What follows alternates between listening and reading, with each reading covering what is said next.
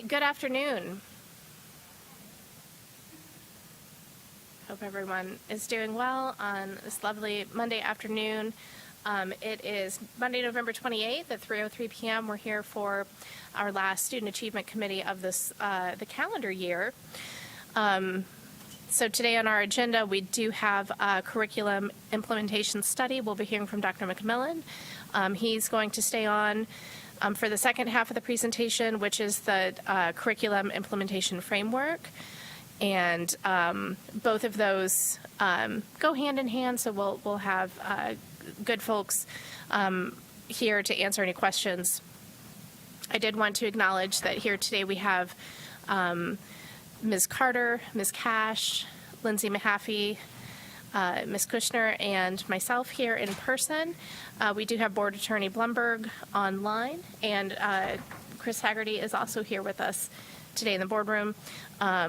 Dr. Martin was unable to join this meeting today as he is working with his own students, preparing them for their finals. And we will go ahead and get started. But before we do, if I could entertain a motion to approve the October 24th minutes. Move approval of the minutes. And a second, please. Any discussion? Right, we had a motion from Ms. Kushner, a second from Ms. Carter. All those in favor, please say aye. Any opposed, signify by nay. And the motion passes, so those October 24th minutes are approved. So we will go ahead and get started today with Dr. McMillan. Thank you. All right, good afternoon, everyone. The study I'm going to describe here today is actually looking at 4 different significant curriculum implementations that we've put in place in the last several years. One for English Language Arts at grades 3 through 5, also English Language Arts at 6 through 8, Math in 6 through 8, and then MVP Math at the high school level, which covers the high school math courses, Math 1, 2, and 3. Since the rollout of these things occurred in pretty close proximity to each other, we were able to collect some similar kind of parallel data on each of the 4. So as I go through the presentation here, we'll start with the EL 3 through 5, and it'll be kind of a repetitive picture going forward as far as the type of data that we're sharing. And so I'll spend a little more time on the front end talking about EL 3 through 5 just to orient people toward what some of the charts and tables look like.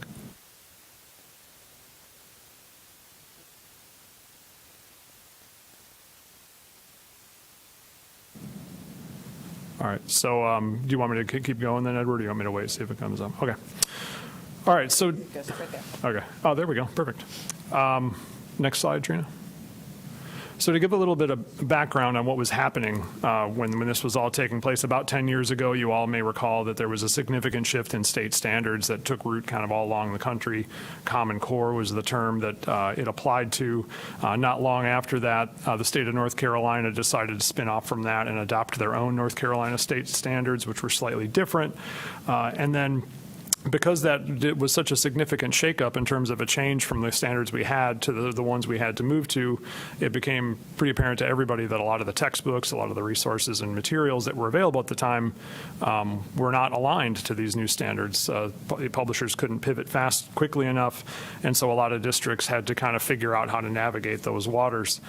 In the midst of that, the district also commissioned the New Teacher Project to do a review of our curriculum, knowing that we probably had some places where we were out of alignment given the significant changes that were made to those standards.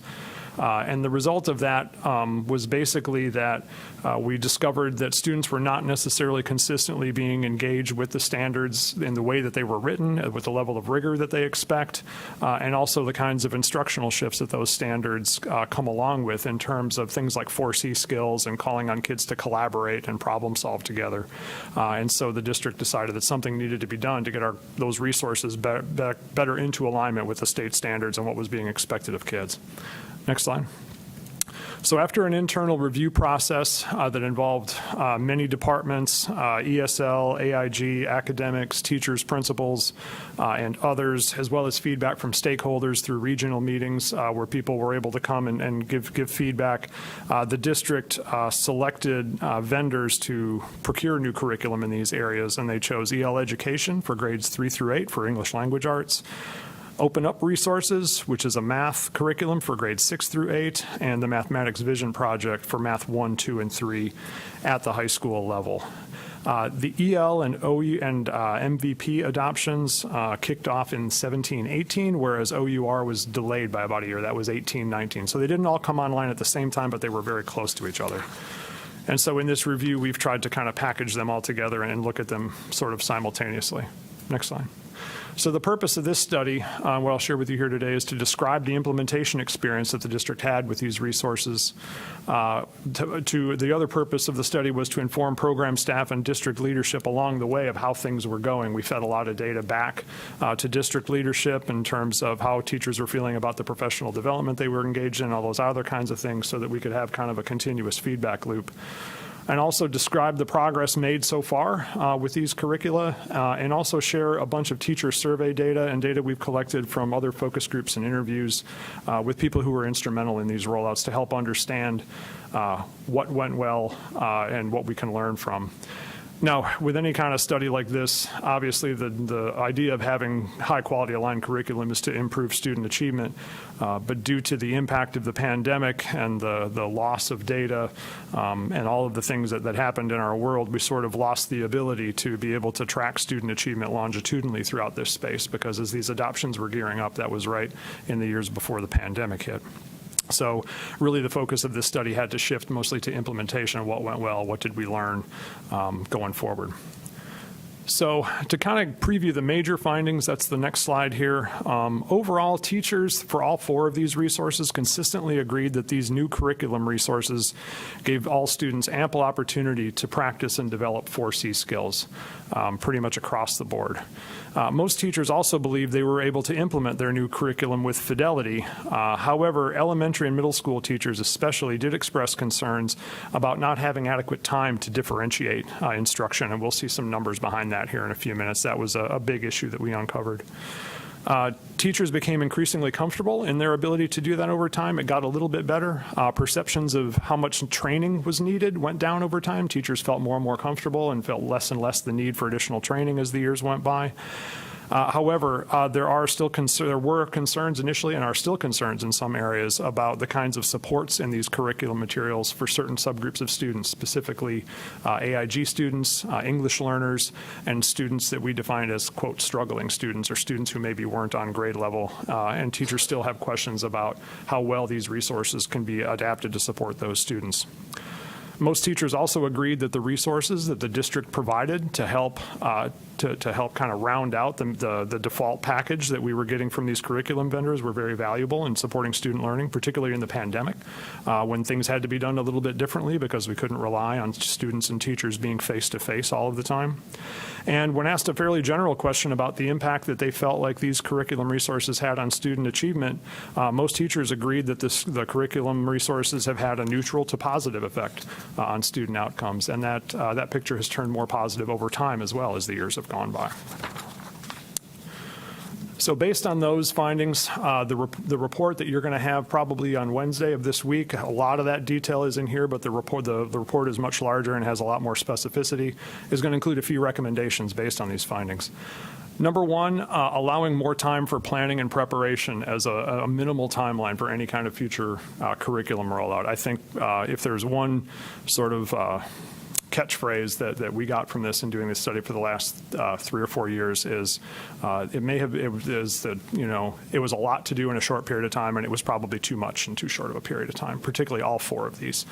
It was just an incredibly heavy lift. It was an incredibly heavy ask of our teachers, and it was an incredibly heavy ask of our staff here who were responsible for making it all happen. Continuing to involve all stakeholders and making sure that we over-communicate throughout the process as these things occur and as they roll out. Providing adequate resources for staff development, trying to train and support the number of teachers that have to be trained and supported when you're adopting a foundational curriculum is a huge, huge ask. And the infrastructure to do that is not necessarily here at the level that it would need to be, and has to involve potentially some outside support, outside vendors in particular who are committed to engaging in long-term support, not just one-and-done training for teachers, because of course we hire 1,000 new teachers every year, and if those teachers weren't here when the initial training was there, well, how do we backfill that? And then finally, just providing adequate time for students and teachers to make adjustments. I think, knowing full well that it takes many years for any kind of significant initiative to sort of take root and become ingrained in the muscle memory of our teachers and our students and our staff. Yet sometimes we want to see those results immediately, and when things don't go right off the bat, there's a temptation to kind of backpedal a little bit instead of waiting for people to adjust to what's happening. This next slide just has some highlights of the plan itself. It's kind of like a timeline of how these things were done. 17, 18 was when the new curricula were adopted, most of them. The PL and the coaching was set up, and processes were developed to help monitor implementation in schools. During the 17, 18, 18, 19 school year, this is where things really started to kind of get off the ground. In-person professional learning, implementation expectations were established for schools, support processes were set up from leadership for schools. And also, this is where we started to develop some increased understanding of and facility with the new curriculum for our teachers. In 1920, the idea was to see some short-term goals where we would have a firm process for monitoring implementation and kind of creating the stage for these things to really start getting off the ground. We would start to see greater student engagement, and students' 4C skills would improve. And then the long-term goals, obviously student achievement being the big one that we had hoped to see, but obviously with the pandemic, that's been pretty much impossible for us to really be able to measure well. But also teacher outcomes related to provision of high-quality resources and just continued improvement in engagement in 4Cs for students, and also higher student perseverance given the nature of the problem-solving kind of hands-on collaborative type work that the curricula were asking students to do. So with respect to the implementation goals from the first couple of years of the study, this little table here sort of summarizes what those key goals were according to the project staff who were responsible for the curriculum rollouts, and then just kind of gives you a really high level, how did we meet those goals in 17, 18, and 18, 19. And in most places, they were at least partially, if not fully met. However, you'll notice there's a couple spots here in the table where it says unknown or no data available, particularly in that middle section. One of the things that was part of the initial plan was to have a really robust implementation monitoring process that schools could use at their building level, that we could look at across areas, across grade levels, as far as whether or not those core actions that were being called for in these new curricula were really happening. And the infrastructure for that didn't really get off the ground in the way that the district hoped it would. We established instructional leadership teams at every school that were supposed to do that, and those teams met on a regular basis during the first year of the rollout. I think there were either 5 or 6 full days of professional learning for these teams, but there was a lot of concerns at the school level about how often teachers were being pulled out of the building for professional learning and the burden that was leaving back on their colleagues and the lost instructional time that it was creating. So after the first year, that initiative was abandoned because schools felt like it was too much time out of the building and they just couldn't handle their teachers being out and their principals being out quite that much. And so some of those support structures that we hoped would happen through that ILT process didn't really happen because of the discontinuation of that. With respect to short and long-term goals, here again, fully met or mostly met in almost every case. The places where you'll see the biggest gaps are down there at the bottom of the table, where we had hoped to be able to monitor student achievement and be able to tie changes in student achievement to the rollout of these curriculum. And we were not able to do that because of the disruptions of the pandemic. And not only the fact that kids were not in buildings to take assessments for some of the years that this time frame encompasses, but even if they had been, it would have been absolutely impossible to disentangle whatever impact the pandemic had from whatever impact the adoption of a new curriculum would have had. You just can't really tease those things apart. So even if we had kids in buildings and they had been taking tests, the impact of the pandemic was inevitably going to, impact our ability to look at anything with respect to student achievement, unfortunately. So the data we were able to collect, we had to pivot a little bit given that, and had to rely a little bit more on surveys and interviews than we initially planned to at the beginning of the study. And this slide here sort of shows what those main data sources are and the years in which we collected them. We collected some initial feedback from teachers after their initial kind of awareness training for all the curricula the first year it was rolled out. We collected data from teachers about the resources that were provided from the district to be able to support the implementation implementation of the curriculum, some of the on-ramps and scaffolds and other things that were made available. And then we also got just general feedback on an annual basis on each of the 4 curriculum packages from the teachers who were implementing them in our schools. And so we asked a consistent set of questions for about a 3 or 4 year span to track how that changed over time. We also interviewed staff from academics who were key players in supporting and developing the rollout to get their perspective on what went well and what kinds of things we learned along the way. And then the short and long-term outcomes is really the place where we didn't have as much data as we would hoped. And so in the report that you'll see on Wednesday, and we'll talk about some of that in here today, we tried to supplement some of that with data sources that we did have from some of our surveys as some kind of a proxy for some of those things that we were unable to measure due to the disruptions of the pandemic. So I'll kind of take these in order here real quick. The professional learning feedback from the initial training, which was gathered in 17-18 for 3 of the 4 packages, and then in 18-19 for OUR. It initially started in grades 3 and 6 for EL, and then grades 4, 5, 7, and 8 were brought on the next year. But when teachers went through that initial wave of training, we surveyed them around their perceptions of the quality of that learning experience, whether they felt like the curriculum was aligned to standards and that sort of thing.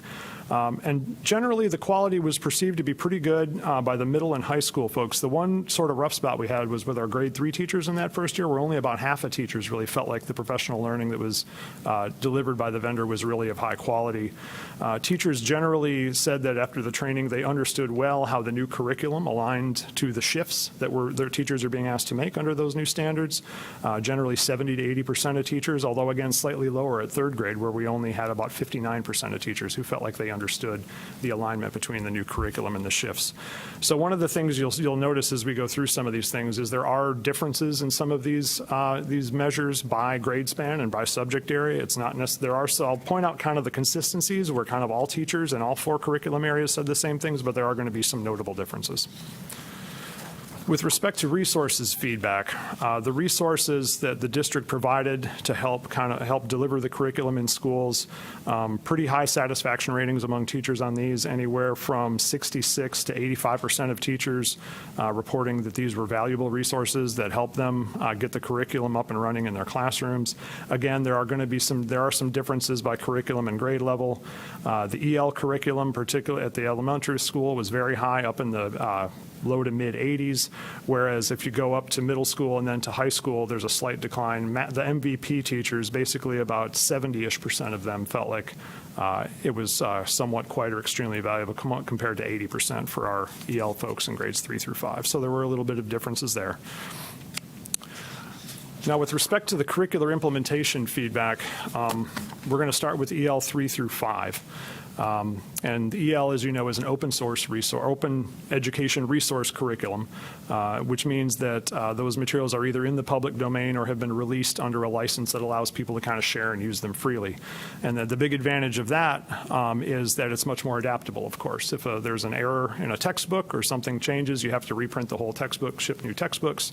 Open source resources, I know, as you all have heard in the past, are much more nimble because they can be changed very rapidly online and distributed very, very quickly and very, very efficiently. And so you'll hear that term a lot in the curriculum world. So with respect to 3 through 5 for EL, this next chart shows about 4 or 5 key data points that we collected from teachers every year, beginning with the initial training that they had. And I'm going to go through this one in a little bit of detail, and then that will allow me to kind of speed up later on with the other ones, because you already kind of know what it looks like. Starting in the upper left there, more than 2/3 of teachers considered their new curriculum to be high quality. And that's that dark blue line that starts at 71% and kind of stays really even going all the way across. So perceptions of quality among the elementary folks for this new curriculum were fairly high and stayed high during the first 5 years of implementation. However, moving to the bottom left of the chart here, over time you can see that teachers' confidence in their ability to have time to differentiate was very low initially. They were really concerned they were not going to be able to do that. Less than 20% of teachers in those first 2 years felt like they had sufficient time to differentiate for the needs of all the learners in their classroom. And then you'll see it spiked up and then down again in 2020 in the pandemic, and then all the way up to 70%. And so that's kind of a really, it kind of jumps out at you as a really significant change. And that, according to our academics folks, has been driven by a couple of things. One of them is some flexibility that teachers were granted, particularly during the pandemic, in terms of how many of the modules in EL that they had to actually cover. Knowing that remote instruction was going to compromise teachers' abilities to do that, some of the expectations were lightened a little bit as far as how many of the modules had to be developed, and probably what's behind that big spike is once that happened, that did free teachers up to say, okay, I now have more time in my pacing to be able to go back and reteach and remediate because I'm not covering quite as much material given what's happening with the pandemic. And so I don't know if Drew or Michelle, if you all have any clarifications or additional things to say about that. I think you just covered it, Brian. Okay, great. Up in the upper right, teachers did report that the new curriculum supports the 4 Cs, north of 80% every year that the curriculum has been out there. And over time, teachers felt less need for additional training and support, going from 62% after the initial awareness training all the way down to only 16% at the end of 2021. So presumably they're getting more familiar with it and more comfortable with it and don't feel the need for as much support over time, which is what we would hope to see. And then in the bottom right there, approximately 3/4 of elementary school teachers agreed that they were able to implement the curriculum with fidelity. And that, again, we didn't ask that question until 2018 because they had to, that was the first year that they had a chance to actually implement the curriculum. But it, again, stayed fairly high over time. Dropped down a little bit in the year of the pandemic from 79 to 71. But remember, that was the year where kids and teachers were in and out of school many, many times during that year, which was particularly disruptive. The second set of questions we asked teachers in all 4 of these areas had to do with how well they thought the curriculum met the needs of certain groups of learners, particularly AIG, English learners, and struggling students. And here at the elementary level, we gave them 3 response options: not at all, somewhat, or definitely, that these resources could meet those students' needs. And the somewhat response was the most common response. So it was kind of middle of the road as far as how people felt about that. Over time, the percentage of teachers who reported that it definitely met the needs of AIG and English learner students actually went down a little bit. So as teachers went to that initial training and they kind of saw what was possible, once they got into the classroom and started doing it, potentially it became a little bit more difficult in the reality of the classroom than maybe it was in the initial training. And so the response here was a little bit middling as far as how teachers perceived the curriculum to be appropriate for some of those kinds of kids who have some additional needs, either at the high end or potentially at the lower end of performance. And that's a trend for all 4 of these, and it's something that we still continue to work with. At the middle school level, we see a fairly similar pattern to those initial 5 questions around teachers' perceptions of the curriculum. Again, you see the yellow line going down over time, so need for training is less so over time. The quality of the curriculum and with the extent to which it supports the 4 Cs were fairly high, not quite as high as the elementary level, but pretty consistent over time. A slight dip in implementation fidelity in 2021. Again, that was the most disruptive of all of our years so far in terms of the pandemic, so being in and out of the building all the time did probably have some impact there on teachers' ability to implement with fidelity. And then again, you see the orange line regarding time for differentiation going way up over time. And again, that goes back to the thing I mentioned with at the elementary level about teachers being given more flexibility and more grace with how tightly paced the curriculum was. And so that flexibility then presumably gave them more time to differentiate at the middle school level as well. With respect to supports for groups of students, pretty similar picture here to the elementary level. The results at middle school for EL were kind of middling. Again, somewhat was the most common response to most of these questions for most grade levels across most years. However, it did increase over time, and it got better as you went from grade 6 to grade 7 to grade 8.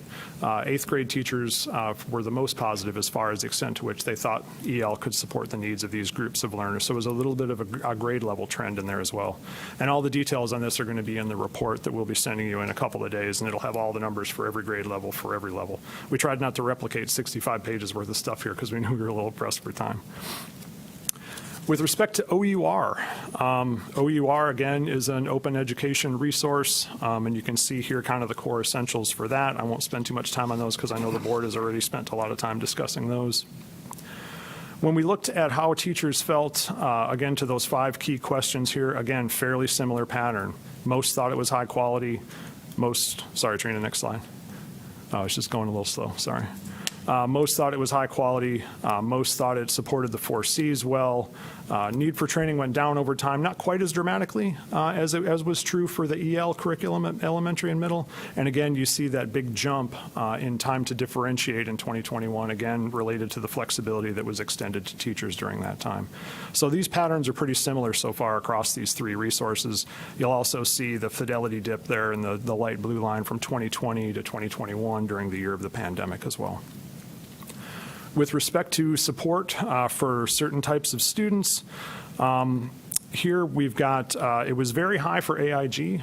Middle school math teachers were generally 86 to 90% of them felt like these resources were either somewhat or definitely appropriate for AIG students in terms of their ability to reach those standards. But again, somewhat is still the most common response, pretty much, and remains so over time. And there was also an increase over time in terms of the percentage of like the positivity that teachers had towards it. The data trended towards somewhat indefinitely and away from not at all as we went from year to year to year. And again, similar to the EL stuff at the middle school level, as you went from 6th grade to 7th grade to 8th grade, the 8th grade teachers were much more positive about these supports than were teachers in grade 6 and grade 7. So then our 4th curriculum was MVP Math for Math 1, 2, and 3. This was rolled out first for Math 1 in a select group of schools, and then I think the entire district came on in the year after that, and then Math 2 and 3 also followed, so there was a little bit of a staggering here. But the data are sort of all aggregated into one bucket in this particular part of the report, in this particular slide deck. In the report, we have it broken out separately. With respect to kind of the 5 key implementation questions here, some similarities and some differences with what we saw with EL and with OUR. High marks for 4 Cs. You can see that gray line across the top. Teachers definitely thought that the curriculum was emblematic of the 4 Cs. Perceptions of quality started out at about 2/3, took a little dip, and then have come back up since then, up to over 70% of teachers feel like it is of high quality at the high school level. Need for support, you can see the yellow line is again trending down over time, so teachers are feeling like they need less and less additional support to implement the curriculum.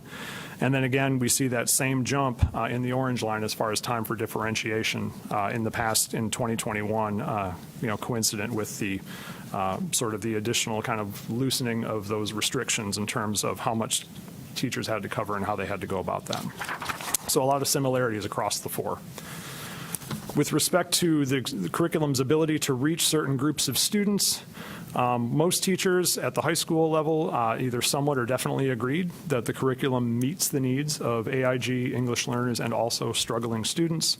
A little bit higher for AIG in the 80s, for AIG 50 to 75% for English learners, and then about 60 to 70% for struggling students. So academic staff feedback was gathered in the fall of 2021, and this was done by talking to a lot of the key folks in the academics department who were responsible for this rollout over time and sort of getting a little bit of a history from them about what they thought went well and what they thought we learned from it. So according to these folks, the availability of additional resources and the greater flexibility, as I mentioned before, may have resulted in more positive teacher perceptions that year. So that's where that interpretation is coming from of that big jump, is from the feedback that we got from the academic staff folks. It's not necessarily just us guessing. That was pretty clearly stated by the academic staff. With respect to particular strengths of the approach and of the implementation, having a multi-department team was cited as a strength. Being able to pull from AIG and from special ed and from ELL to support the implementation they thought was really important and something we would need to continue to do. The resources that were provided to teachers, the additional scaffolds, the additional documents, the vertical articulation documents that were created that helped teachers kind of knit everything together and support all those kids who needed additional on-ramps was perceived as kind of a highlight of the work. The quality of the professional learning particularly was mentioned as a strength with respect to MVP Math 1, 2, and 3. In particular, the fact that principals were included in some of that PL. Staff felt like including principals in that learning put them in a better position to be instructional leaders in their building for that work as their teachers were trying to adjust. And that if principals hadn't been there, they may not have been able to support it back at the building in the way that they needed to, and so they saw that as a plus. The strong partnerships we had between different district staff and the vendors who were supporting the curriculum, and also between our central coaches and our IFs in our schools were cited as a strength. And then having a clear timeline for the rollout, and so that people knew what was coming and which years it was going to come. And then just in general, the support from senior leadership for the work and making sure that it was a priority and that it was part of a lot of our school leadership meetings and was something that we were really intent on sticking with. With respect to challenges and things that we learned, they also cited several of those. The discontinuation of the ILT process, that was really kind of our main driver of the ongoing professional learning once the vendors came and kind of did the initial wave of training. And the fact that that got discontinued, as I mentioned before, not only sort of compromised our ability to have a lot of really specific implementation data on how well schools were doing, but that also was intended to be one of the main vehicles for the ongoing sustained professional learning that teachers were going to need to really get comfortable with and really get that muscle memory around implementing the curriculum. And so, Instructional leadership team. yeah, instructional leadership team, thank you, yeah. Also, the rapid pace of implementation, we just tried to do too much too fast, I think was a quote we got from one of them. And, you know, the fact that it was all happening at once was really hard to manage. The other thing that they cited as a challenge was the need to shift mindsets. One of the things that the ILT process sort of uncovered right off the bat as they started jumping into helping teachers understand and implement the new curriculum is that there were some issues around beliefs that had to be dealt with because the new standards were expecting more of kids than the old standards were. Therefore, the new curriculum was expecting more than maybe the curriculum that was in place before. And dealing with the fact that, you know, there were some folks who were hesitant to think that all kids could actually do this was something I think they had to kind of back up and deal with before they could really get into the curriculum to convince people that, yes, we can get all kids into this curriculum and meeting these standards. Also, transitioning to new workforce expectations was mentioned. This was mostly at the high school level. The difference between some of the technology that our kids are using in math, like graphing calculators and things like that, then they get out into the real world and they're using, you know, these really complicated software applications and kind of helping to bridge that sort of experience gap between the tools that kids are using in a math classroom in a high school versus the tools that they would be using in the workforce. There was one quote that we got from a conversation with a business owner about the kinds of skills that kids needed, and he was lamenting the fact that, you know, that he has software that knows how to do calculus. He doesn't need kids who know how to do calculus. He needs kids who can understand data and communicate it well to other people, about how some of the skills that the workforce is requiring are not necessarily always lining up really well with some of the things that kids are doing in some classes. And then also monitoring implementation during remote instruction. It was all but impossible to know, you know, how well things were going in individual schools when you couldn't walk through classrooms, you couldn't drop in on an assistant principal and have them show you how things were going. It was just very difficult to know what was happening as far as fidelity during those times. Short and long-term outcomes is the next section I'll cover. Obviously, this is the thinnest section of this presentation and of the report because of so much of our achievement data that was not able to be used in the way that we wanted to. So one of the data sources we did have, thankfully, is we did ask teachers their opinion of how well they thought the curriculum was impacting student achievement every year. At the elementary level for EL, we asked this question in 2019, 2020, and 2021, and the percentage of teachers who reported that the curriculum was having a mostly positive impact on student achievement started out around the 50s in 2019 and was up closer to 60 by 2021. They were basically asked, is it having a positive impact, is it neutral to students' achievement, or is it having a negative impact? And the majority of our EL elementary teachers said it was having a positive impact. At the middle school level, the same question during the same time frame. In the very initial year of the rollout, only about a third of teachers felt like the curriculum was having a positive effect on student achievement. And then once we got to 2021, 2 years later, it's more like 50 to 60% said it was having a positive impact on student achievement. So a pretty significant jump then between 2019 and 2021. These data are not on the slides. They're in the report. I'm just sort of reading to you off my notes here, but all the detail will be in the report that you receive on Wednesday. With respect to OUR, again, started out very low. Only about a third of teachers in the first year thought that the curriculum was having a positive impact on student achievement. By the end of 2021, 2 years later, it was between 44 and 58% of teachers feeling it had a positive impact. That 58% is the 8th grade, which was higher than the other two, but again, significant improvement over time. And then with respect to MVP, teachers, again, started out fairly low, only about 30% in the first year felt like the curriculum was having a positive impact. And by the end of 2022, it was between 45 and 55% of teachers.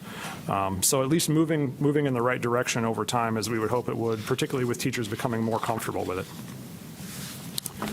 Other short and long-term outcomes, we did have some survey data that we could kind of fall back on a little bit as some proxies for some of these things.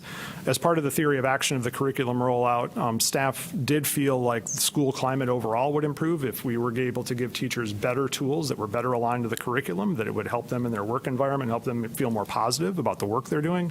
And if you look at some of the teacher working conditions survey data about their school being a good place to work and learn, it did go up over this time period from about 85% of teachers to about 92%. Now, a lot of things affect whether a school is a good place to work and learn, not just the curriculum, so we can't really attribute that to this.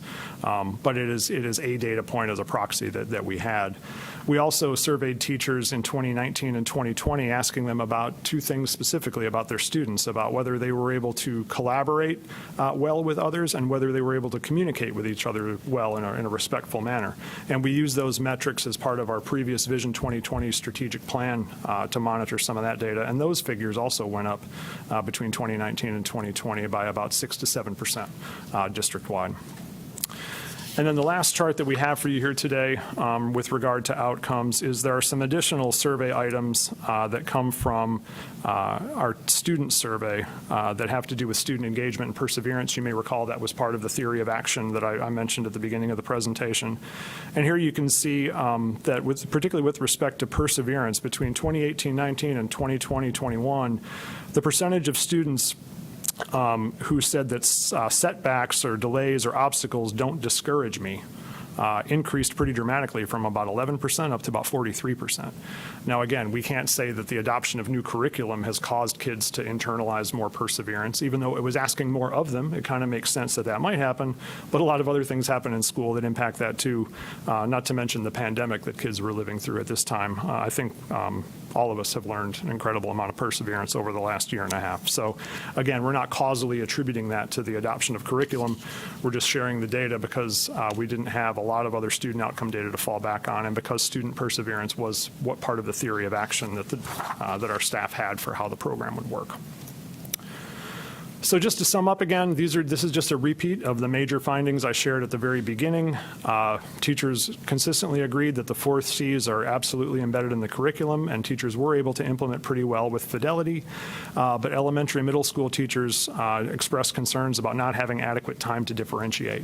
And even though we saw that spike in 2020-21 for a lot of those areas, it was because of changes that were made centrally in terms of how the curriculum was expected to be implemented.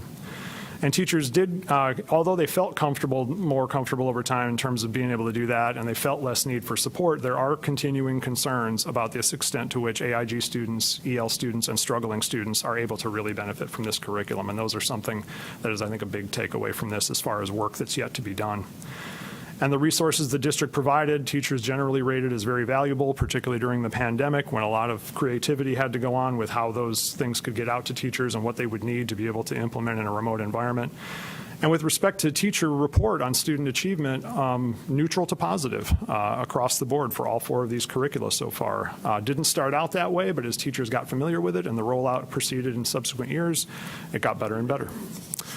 And then the last slide here is just a restating of the recommendations. I won't necessarily read them all to you because I think some of this dovetails with the next presentation, but those are the same 5 that we shared early on in the presentation. The report, again, I wanted to mention will be in your hands probably by about Wednesday or so. It's going through kind of some final proofing and copy editing in our office. And the staff member who's responsible for all of our proofing and copy editing is retiring on Wednesday. So she has 2 more days to get it done, but she has promised me that it will be done before she unfortunately leaves us after 24 years. So with that, I'll stop talking and take whatever questions you all may have. Thank you for all of that information, Dr. McMillan. And I did want to acknowledge that Ms. Johnson-Hassler has joined us in person as well. I know that my colleagues are going to have a lot of questions, and I just wanted to ask these clarifying questions. The report that's on Wednesday, will that be uploaded onto the main WCPSS website under the data and accountability Yes, it section? will. It'll be on our website where we keep all of our reports. All It'll the be available publicly. We'll send the link out to board members. It'll be out there for everyone. Perfect. And the survey results that you shared throughout from the spring of 2021, so that would have still been the 2020-2021 school year. Correct, because those surveys are administered in the spring. So it would have been at the tail end of the very interrupted year of 2020, Okay, 21. where there was maximum flexibility offered Yes. to teachers. That's correct. And then the last question I had for clarifying purposes, how many teachers were surveyed total? It varied by grade level because we have different numbers of teachers. Every teacher in the district had opportunity to complete the survey, but the participation rates did vary a little bit. I've got them right So here. it was offered to every teacher? Offered to every single teacher. And Okay. then within that survey, we asked them, do you use any of these curriculum resources? And then if they said that they did, then they were proceeded to be asked additional questions, which are the crux of what's in the presentation here. So And every it- teacher that teaches in Wake using these materials had the opportunity to provide feedback. And can you ballpark or I know that's a bad question to Yeah, ask a no, data I had person, them. but I thought I had them in my notes here. Started in the it was up north of, oh, here we go. 2018 teachers was 80%, 90% in the spring of 2019, and then in in March or April of 2020, right after we all went remote, that year we got about 54%, and then at the end of 2021 it was 56%. So it was always more than half, but in the 2 years that were impacted by the pandemic, the response rate was lower than it was pre-pandemic. So it Okay, went from so- the 80s down to about 55. okay. Because I'm just thinking, so if we're looking at the 20, just throwing out a slide there, slide 19, 2017, 2018, that might have been about how 80%, 86% of teachers felt, whereas when we're looking in 2021, that might have been about how half. Yeah, half, 50, 55%. Okay. And then for 2017, when we did the initial rollout with the training, response rates there were very high because we knew we had email addresses for every teacher that attended the training. We were able to contact them directly. Okay, thank you. I appreciate that. You're All welcome. right, and I will turn it over to my colleagues for questions. I'm just going to kind of start and go around. Ms. Kushner, do you want me to come back to you, or do you have some to start? Okay, we'll come back to you. Mr. Haggerty. Thank you, Ms. Scott. So I appreciate the presentation and all of the data that you've provided. I do have, as Ms. Scott predicted, a lot of questions.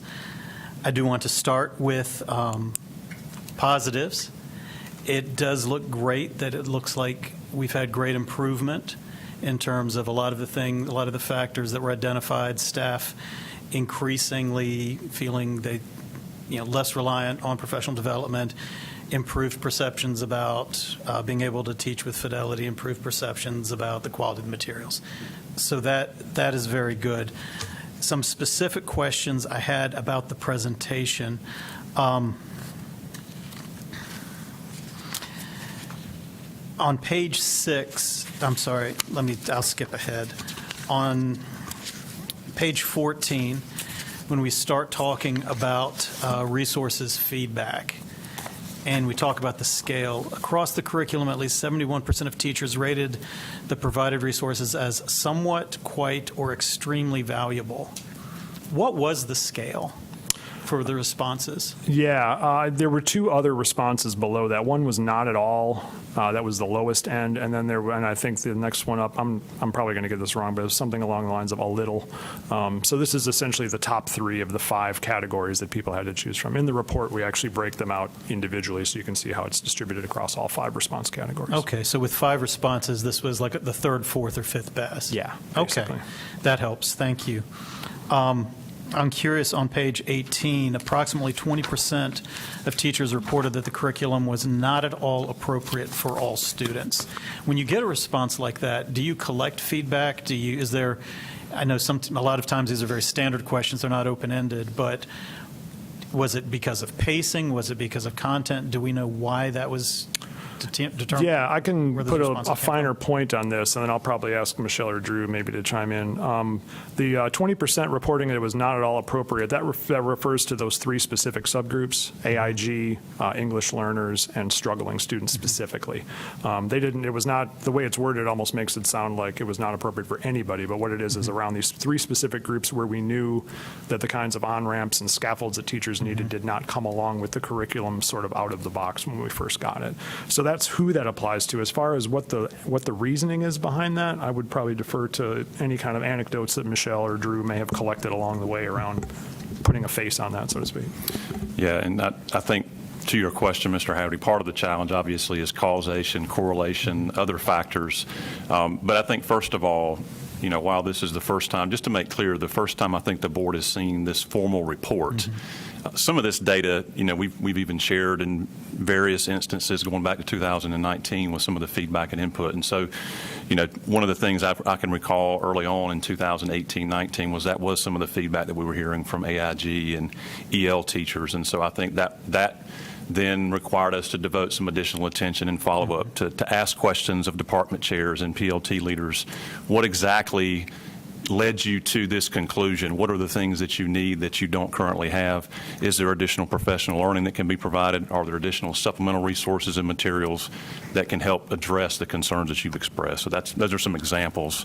Again, but some of this is a challenge, as you might imagine, to drill into at a systemic level, causation, correlation, and exactly what leads to those responses. Okay. If I could just add, I do think that it was some follow-up with teachers, that it seemed to be more weighted on the additional resources that might be necessary for the scaffolding on either side, which became a lift for the academic staff to try to support teachers with, more so than it was the availability of professional learning. Okay. So, And that was particularly true, I think, with MVP, for example. Okay. That was an area that I think we identified early on that additional support was necessary. So, and I hope you understand the question. Just the phrasing of that as a data point is very confusing. And I think the answer that we're getting back is that, you know, you had teachers that had concerns maybe about rigor, maybe about the supports, that there were some subgroups of students within the entire body for whom the curriculum may not have been the most appropriate. Just the way that it was left there, it sort of jumped out on the page. So I wanted that clarification. Thank you. Now, the next few questions are about kind of how we reported some of the data. And I don't know if my reaction to it is that I should be concerned, or if there's a different spin on it, or maybe I'm misreading it. I'll go to page 22 first. We're looking at Open Up Resources grades 6 through 8. So it looks like, you know, looking from the rollout, after the rollout, we have years 2018, 2019, 2020, and 2021. So in terms of quality of the material, in 2019, in terms of quality of the material, barely half of the teachers thought it was quality material. And while it has improved up to 70%, that's still 30% that disagree. Is there a scale, or is that a yes, no? Is that a weighted question? How are you determining what that is? It's just a percent agreement with the Okay. question, agree or strongly agree that that's the case. So to your point, for 72%, that means that 28% of teachers either gave a neutral response or disagreed. Okay. With the And so similarly then, looking at the ability to differentiate, I mean, it looks very concerning. You see for 3 years from the rollout, very low numbers, less than a quarter of the teachers thought they were able to differentiate the material between students. And then you do see the spike. And then the spike was from granting them that flexibility. That's what you've been able to determine, to let them, you know, maybe have a little bit more freedom or flexibility with their pacing. That is our understanding, yep. Okay. And was there anything else that went into that spike that you were aware of, or do you think that it is giving them that flexibility?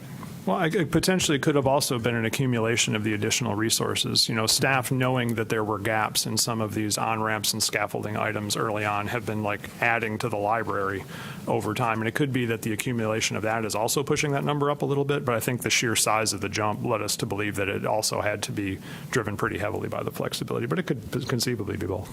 Okay, I appreciate that, thank you. And just similarly, as we go to like page 25, again, it's just concerning to see some of these numbers, you know, through the pandemic, only about a third said that they could differentiate, you know, up until that time, but it does show the benefits of granting them that flexibility. So I think we need to note the concern with the material, but then recognize the solution and then see that we're getting better results from doing that. And I do think that both the changes in the flexibility and the additional resources that were developed are the impact of that. Thank you, Can I Superintendent. just clarify that flexibility, doesn't that also mean just slowing the curriculum down? That's not really good for the student necessarily. I mean, it might be, but we're not going to meet the standard. It can. It doesn't have to. It depends. First of all, talking about ELA standards compared to English language arts standards compared to mathematics standards are a little bit different because English language arts standards spiral over time, and you revisit them on a cyclical basis, even within the in the confines of one instructional school year. Mathematics is a little bit different, but some of the flexibility that might have been offered would be an opportunity to spend more time where you pre-assessed where the students were, determine where their gaps were before you started the instruction so that you could really focus the instruction based on what they needed. But we do and certainly want for them to complete and make sure that they're getting through all of the standards and the entire curriculum in that space. And I didn't mean to interrupt you, Mr. Haggerty. I just want to be sure that slowing down meant we still kept to a pacing that kept us at the standard, because we would all think it's better if we slowed down what we were trying to do, but And I know we don't have time for it now, but that is sort of one of the debates. If you remember, like when the EL curriculum came out, you know, I heard from some teachers and staff that were very concerned about the pacing and thought that they needed to have a very rigorous, you know, pacing along with it. And, you know, during the pandemic, we weren't able to kind of enforce that same level of rigorous pacing. I don't know if the students suffered academically or if it gave the teachers more time to be able to differentiate between students. I think that's maybe like a deeper dive. But, wouldn't we keep track of that? well, I think that's sort of what this exercise is doing. And I'll just add to that, too. I do think holistically it warrants mention.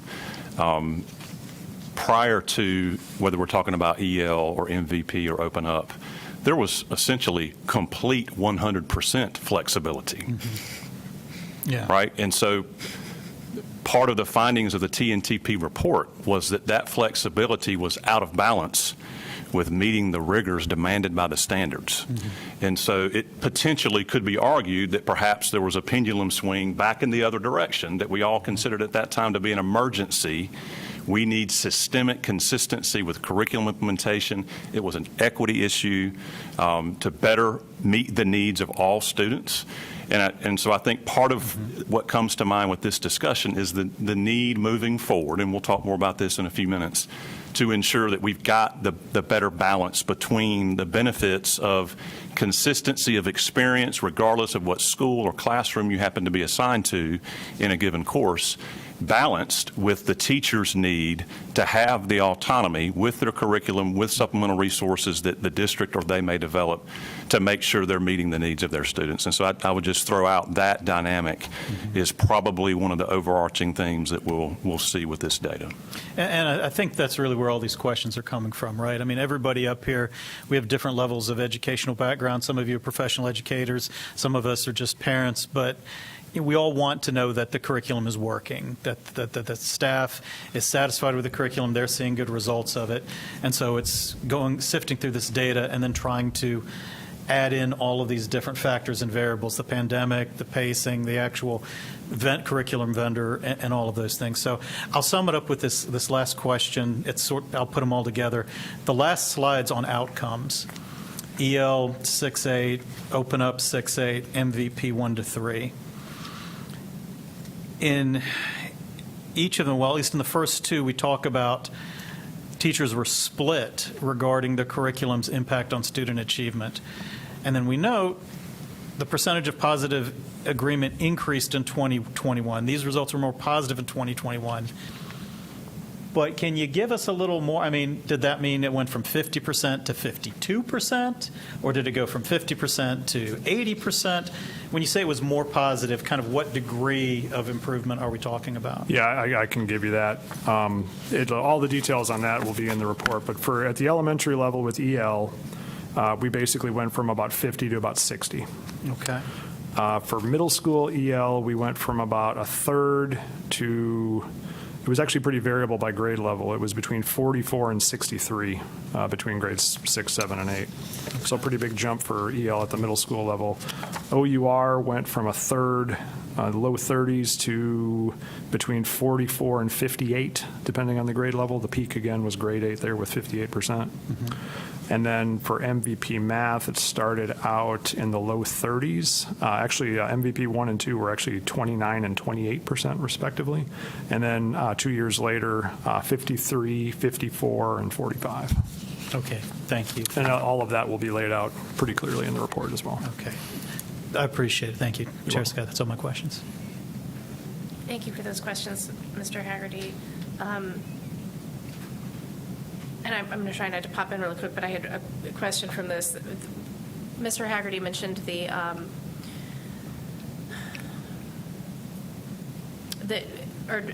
was mentioned being as a response to the curriculum survey and realizing that curricula being used by educators didn't align with standards, or that was a concern. Was this a state, but for the 2016, the new teacher project, was this a WCPSS survey? Was this was an internal survey? We used that particular vendor to help gather this?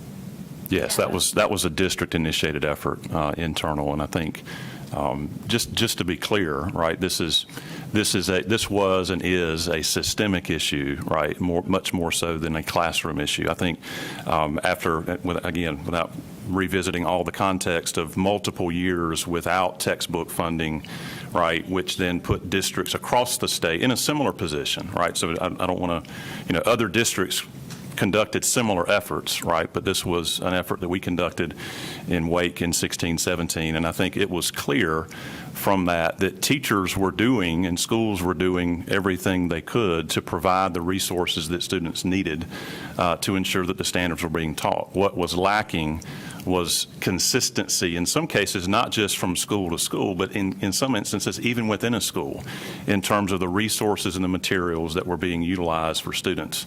And so I think the effort that the district engaged in, like other districts across the state over the last 5 or 6 years, but particularly in that time frame, was to identify more consistent opportunities for curriculum implementation, core curricula that all teachers, that all schools, all students, all families could reach and access. And so, yeah, I think this was a district-initiated effort back in 16-17, but it was not unique necessarily to the Wake County Public School System in terms of the need that was identified for more systemic implementation of core curriculum resources. But there was, and please correct me if I'm wrong, but there was a lot of shakeup across the state with the adoption of Common Core, and then response to looking at statewide student achievement data, saying, whoa, like we're either doing it wrong or like something, and then the state adjusted again new standards that were clearly aligned to Common Core. But so when people, the reason why I share that is when people say, oh, look at the test scores from Wake County Public School System over the last 10 years. I mean, you're basing those test scores off of standards, though, that were kind of all over the place in that time frame. Am I close to? Yeah, and Brad may can speak better to test scores, which obviously from year to year, can change based on renorming of a test, renorming of standards, right? 3 or 4 years, right? But a couple of things. I think first of all, it's not just statewide. I mean, this over the last 5, 6, 8 years in public education is a national issue. And it's a challenge, I think, across the board, because for so long, there was a lack of the ability, financial and otherwise, to be able to procure on a large scale, systematically, year after year after year, core curricula. And so what that did was essentially put schools and classroom teachers in the position with, and I don't want to undermine the support the district was providing prior to 16-17. Things like CMAP and a vast array of curriculum resources were developed to help support and provide opportunities for teachers, for students to access, families to access, but we did not have access to core curricula in some key areas. And so the areas of, K-8 ELA and, 6-8 math and high school math, I think based on the data and the results that we got from that TNTP report were intended to be the starting points. And so that's, again, the rationale for the why behind the district engaging this effort in the first place. Essentially, what the district and our community said was, while our students overall were outperforming and are their peers across the state in whatever assessment and whatever iteration there is, essentially the message was it's not good enough and that there are gaps in looking at subgroups. And so we moved forward with a large-scale, fast-paced curriculum implementation. And I want to speak to that just briefly, too. There was a reason that we moved fast, and the reason was because we all collectively agreed this is an emergency, and our students deserve the very best in curriculum resources. And so while some are doing very, very well, we know we've got some subgroups that aren't benefiting from the resources that could. And so, there's trade-offs involved longer term with moving fast versus a slower rollout. We moved quickly, and we knew then it was quick, but the purpose and the rationale at the time was we didn't want to have to wait 2 or 3 years down the road until the resources began to see the threshold of a classroom. So again, that's probably more context than you were asking, but there you have it.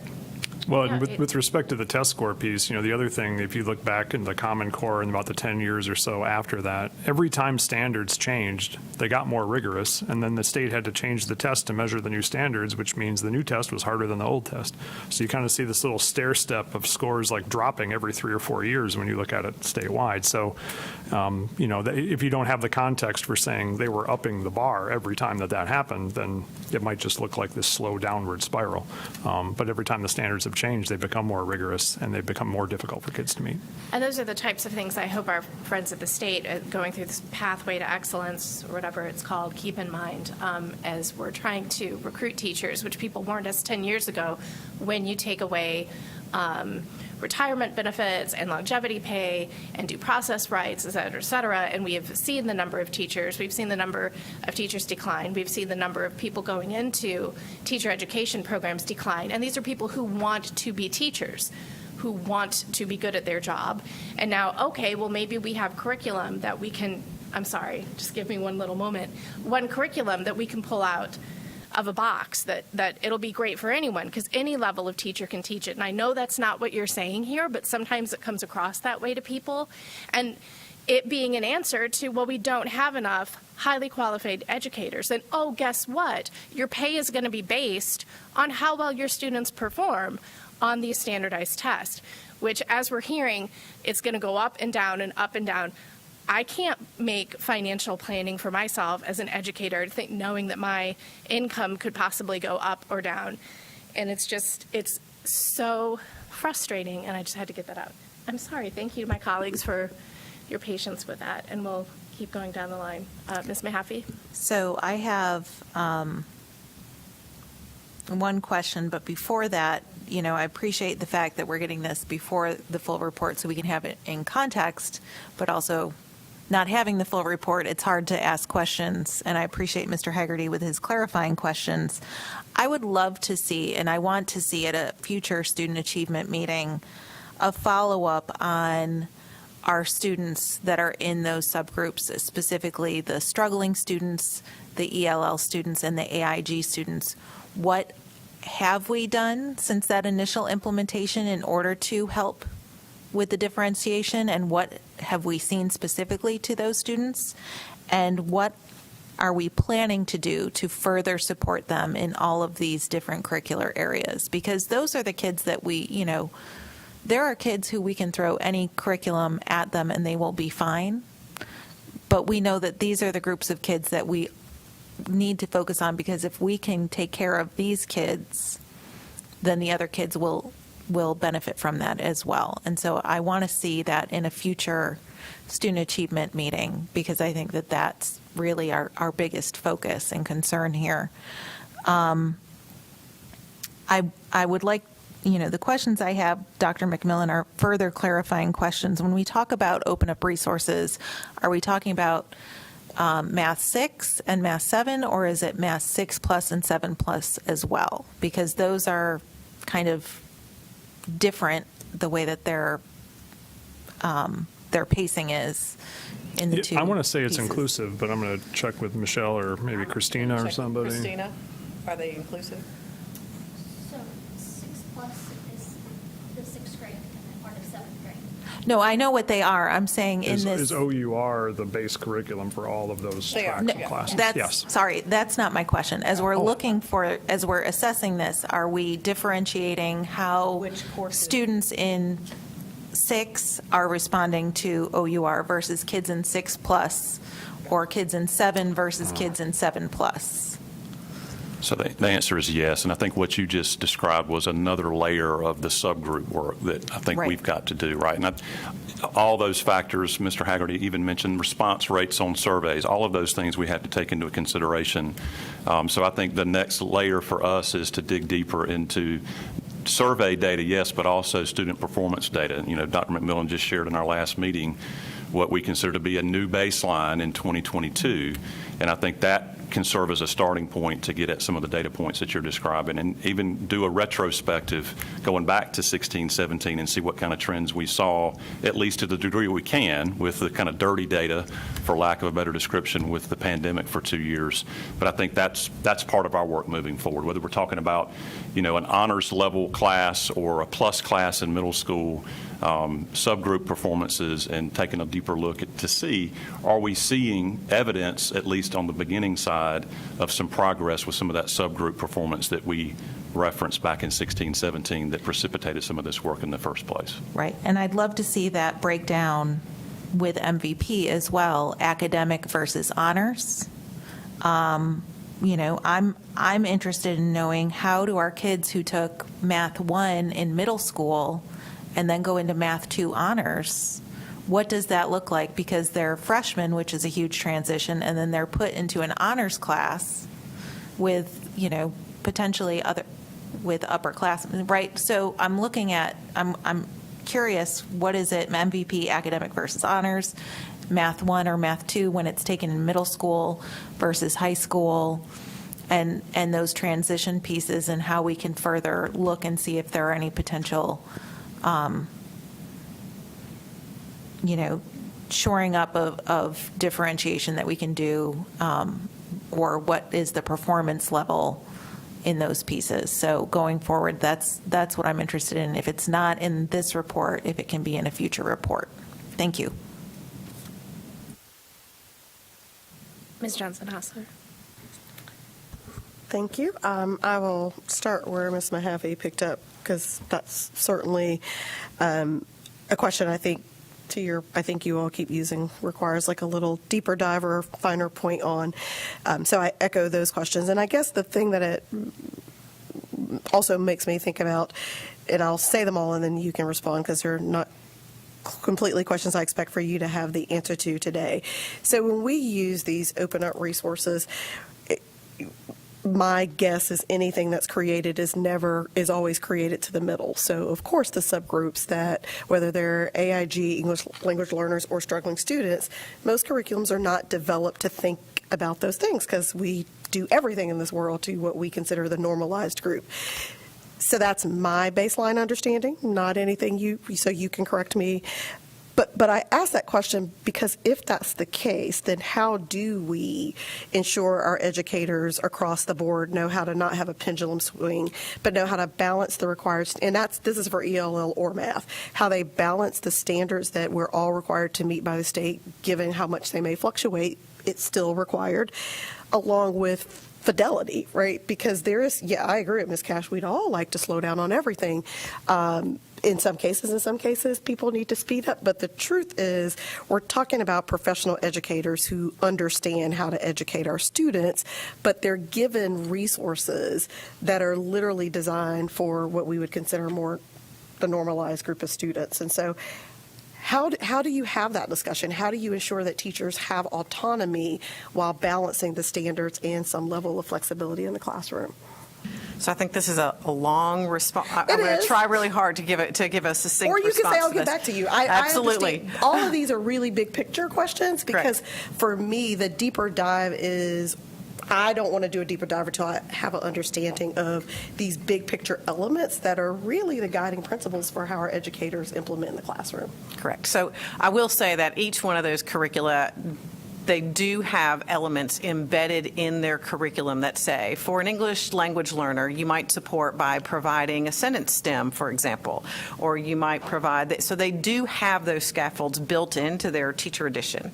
I'm going to own for myself as a teacher, I was in the classroom for 15 years. The reality is when I learned something new in that first year, and I'm going to use OUR math as an example, we started that in 1819. My first year is to figure out what the middle is because I need to learn the curriculum before I can start to think about where I go and how I differentiate. Now, that doesn't mean we don't need to be explicitly thinking about how we differentiate for those students from the very beginning, but that's on us to help support teachers in doing that. So additional resources have been created. We will need to continue to work in that space. There's no doubt about it.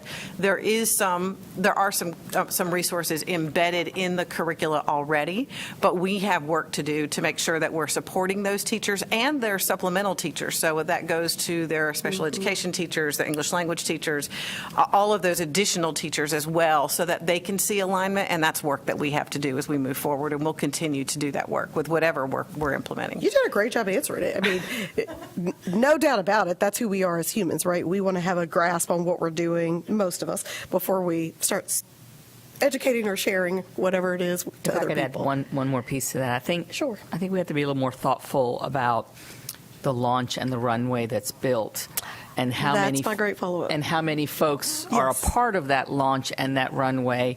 Because as large as we are, if we're able to sort of model, test, pilot, and build in the kind of feedback and opportunity to engage on what's working, what's not working with many different types of stakeholder groups that include ELL teachers, AIG teachers, intervention teachers, et cetera, then we're getting all of that on the front end with regards to the respect of the what's working or doesn't work in the curriculum, and be more strategic about where additional supports may be needed that's based directly on feedback from those who are implementing.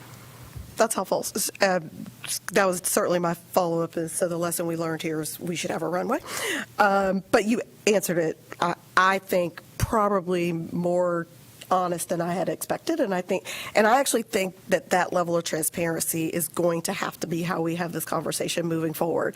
Or both educators, parents, and students will be right back in the same place that we've been over the last couple of years of missing the finer point that we needed a runway to ensure that everybody got what they needed, especially our teachers, before delivering a curriculum. So thank you for your transparency.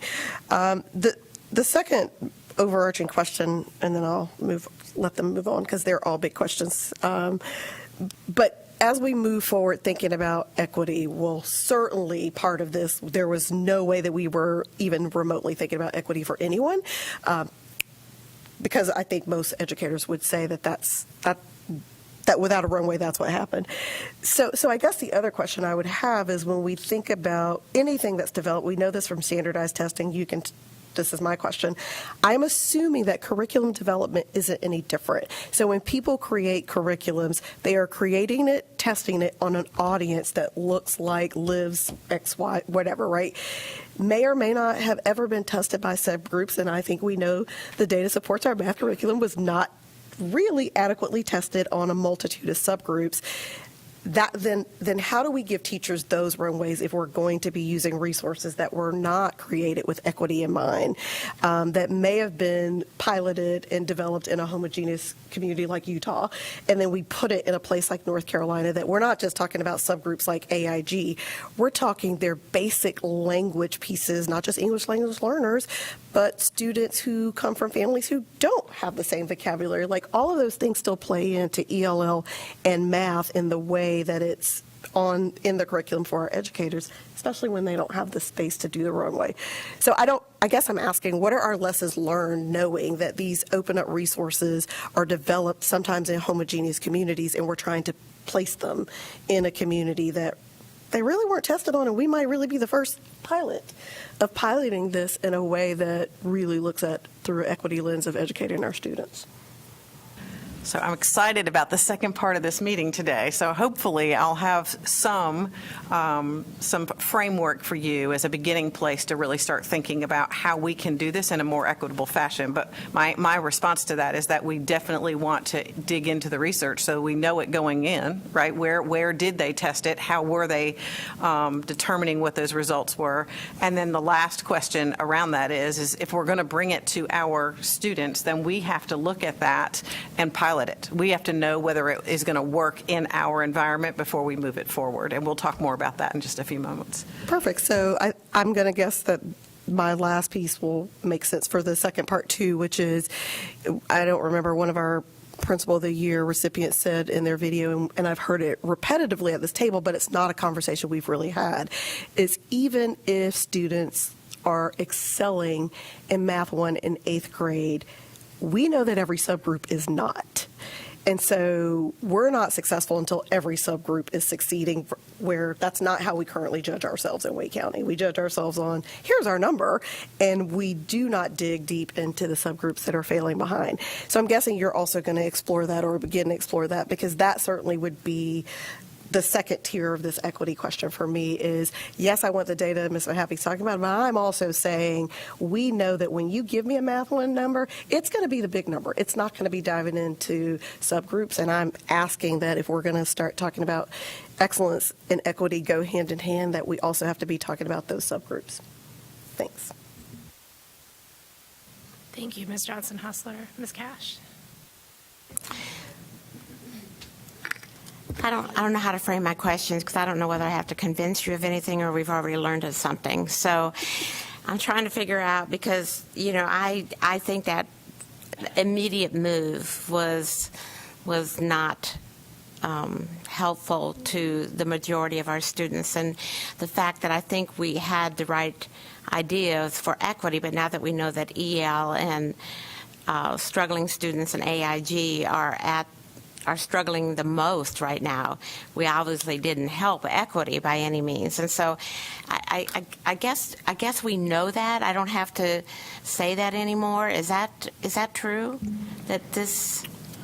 So first of all, I think there's lots of ways, depending on the analysis, we could categorize what the data means or where we are. I think, I will go back to the broad point that Brad made, which was, I think overall, the data shows neutral to positive outcomes, whether we're talking about survey data, implementation, training, not subgroup data, because we don't have that in front of us. And quite frankly, I think that requires an additional layer of this before we can say, can we say the same thing about subgroups that we see overall? That basically says, yes, we may have moved too quickly in retrospect with the best of intentions, viewing the circumstances in 2016-17 as an emergency. But overall, if the data is neutral to positive, then the argument could be made that worst, things didn't get better, but they didn't get worse, right? And so I think that's part of what we're talking about right now. And I think the next layer of this work is, can we say the same thing, and is the analysis the same when we dig deeper into our subgroup data? And I want to be really clear, I don't think there's anybody up here, nor have we said since 2019, when Dr. McFarland stood right here in June, when we first did an internal review of the MVP curriculum, nobody has said from the beginning that this was a flawless implementation. I think we have used incessantly over and over again terminology like lots of room for growth. We know there's room for improvement. There's areas that we've identified that we know we've got to work on, right? And I think that goes back to June of 2019. I think we said the same thing and saw the same kind of analysis, reinforced some of what Ms. Johnson-Hostler said with the MGT report that came out, that we began to share and socialize in the spring of 2020, just before everything got turned upside down. And so I think big picture, Ms. Cash, there's no data point that we've come across holistically that says in any of these areas, whether we're talking about EL, Open Up, or MVP, and Brad or Michelle can chime in, that says the wheels are so far off the track that we must stop what we've started, scrap it, and start over again, because that would be and could be counterproductive and harmful big picture-wise. I think what this report says to us is there clearly is room for growth. And I think the second part of our presentation, we're going to do our very best to articulate and share a framework for kind of like, okay, we've looked back now on the last 5 years of some really hard work, some work that has been productive in some areas, and we've seen some growth in other areas where we haven't seen the growth that we want to see. And I think moving forward, how do we apply those lessons with the next iteration of long-term, sustainable, transparent curriculum procurement and evaluation in our district? And I think that's where we are in terms of our initial review of the data that Dr. McMillan has shared. As we've referenced, the next layer of this, and it's not lost on us either, we've got 5 new board members that are coming in, and to Ms. Mahaffey's point earlier, we'll be coming back to the board and probably doing some reorienting and diving deeper into some of these data points, because I think we all agree that for us as a district to truly reach that excellence bar, then we've got to see the subgroup data move to where we want it to move, so that that subgroup data is high across the board and is not masked by an overall number or metric that maybe we can point to and say that that's pretty good. And I think that's where we were in 2016-17 in some ways. That's where we are right now. We've made some progress in some areas, but there's nobody here that's satisfied with where we are. And I think because of that, right, and that acknowledgement, then the next step is to, attack from a different or similar angle and continue to move forward with the work that we've got. And I think that's part of what we'll be sharing a little bit of with the second part of the presentation. Okay, that helps. And then, so, because when you say like in MVP, 29% to 53% is an improvement, that to me is still a really low number for anything that we're measuring. So I don't look at that as positive. It might be an improvement, but, it's not what we want to be at. No doubt. I mean, there's no data here that says we've arrived. Okay. Just to be clear. And that, there was no data in June of 2019 that says we've arrived. I don't know, that's just the maddening reality to some degree of our profession, is that until we get 100% of the time, our mindset is we have not arrived. And so you're absolutely right. We agree. There's nothing about this data that says we've arrived. It says we've got more work to do. But on the other side, Drew, I would add, there's also nothing in here that says it was better the old way, you should go back. We don't have teachers saying that the old curriculum was significantly better than where we are now either. So Correct.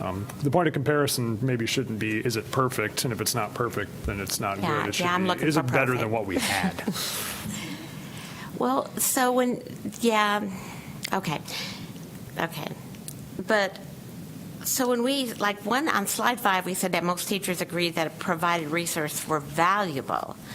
But I don't think we ever asked them if it was enough, because I never understood that our teachers had enough resources to be successful in meeting the needs and scaffolding and trying to help their kids, because I think collaboration was hard in a classroom.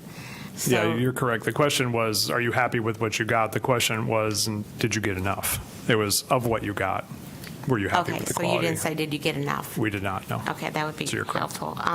And when you say outside vendors are committed to long-term support, where do you find outside vendor that has long-term support?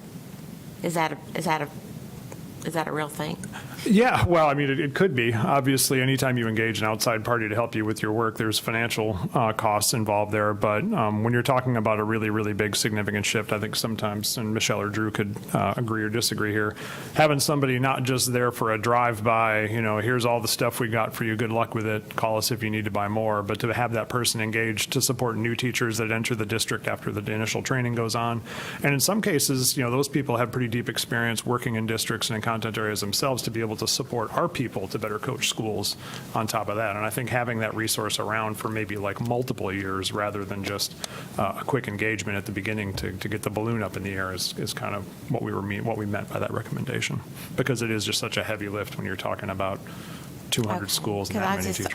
I just want to be sure we're concerned about that, because I do think that's something in that world that has not been perfect at all. But and I did, I'm referring to this one email because I am worried about the number of students that have done MVP, that we've had go through MVP and are still not at what I think would be a successful area for them.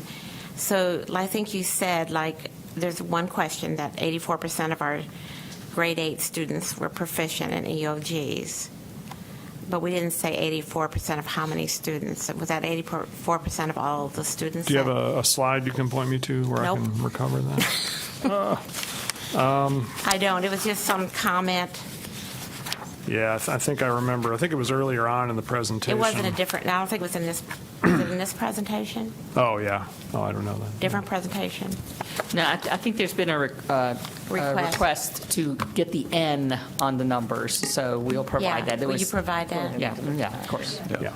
I do know that, at the last meeting, I did ask about how many 8th graders took MVP but had to repeat it again in 9th grade.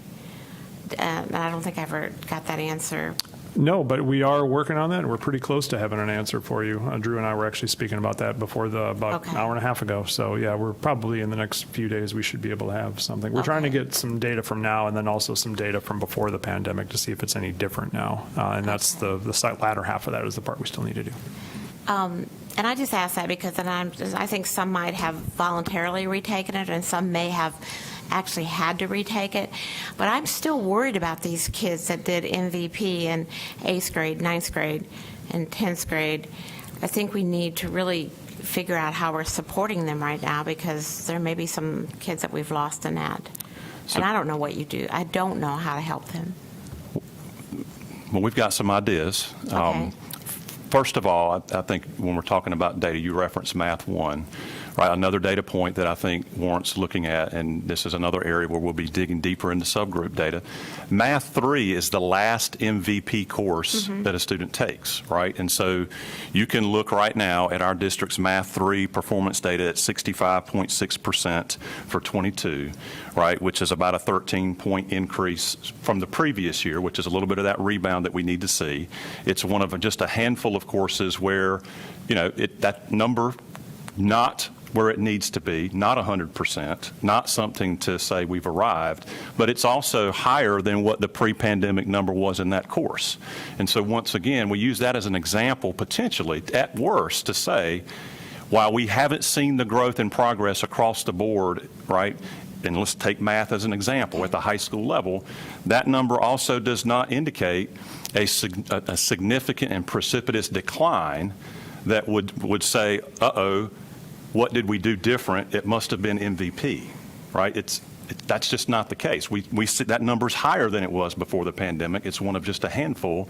It's not where it needs to be. Okay. It's not where we think it's going to be, but it's also not a precipitous, massive decline that one would look at and say, look, this is the one metric of all of these that we have starting in 6th grade math, actually 3rd grade math now going back 6 years, that we can point to as a district metric longitudinally and say, what does this mean? Now, we're also not going to point to that number and say, well, look, MVP and Open Up helped us get to a 5 or 6 point gain pre-pandemic to now in Math 3. There's no way we can draw causation to that.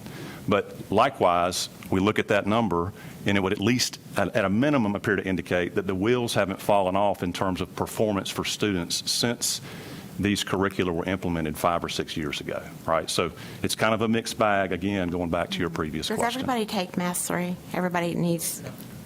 Said that so again? Not everybody takes Math 3, right? So some No. kids may have. Just Math about 3 is a everybody. required course for graduation, unless I'm mistaken, I think- Ms. Zukowski. courses, right? So that it's Yeah. part of the progression at Okay. high school. So everybody right? has to It's take the it. last one where there's a state assessment. Okay. Right, so it could be that the kid takes it in their sophomore year, or it could be in their junior or senior year. everybody needs to But take it. everybody has to have that course to, Yeah, I'm they just. have to, that has to be part of their progression towards graduation. Okay, so again, not dwelling on this. I don't want to dwell on this. I just want to know, when you get to Math 3, have you had to retake Math 1? Have you had to retake Math 2 to get there? Have you, those are the things I just want to know. I mean, these are from parents that I know in the public that have said they've redone courses.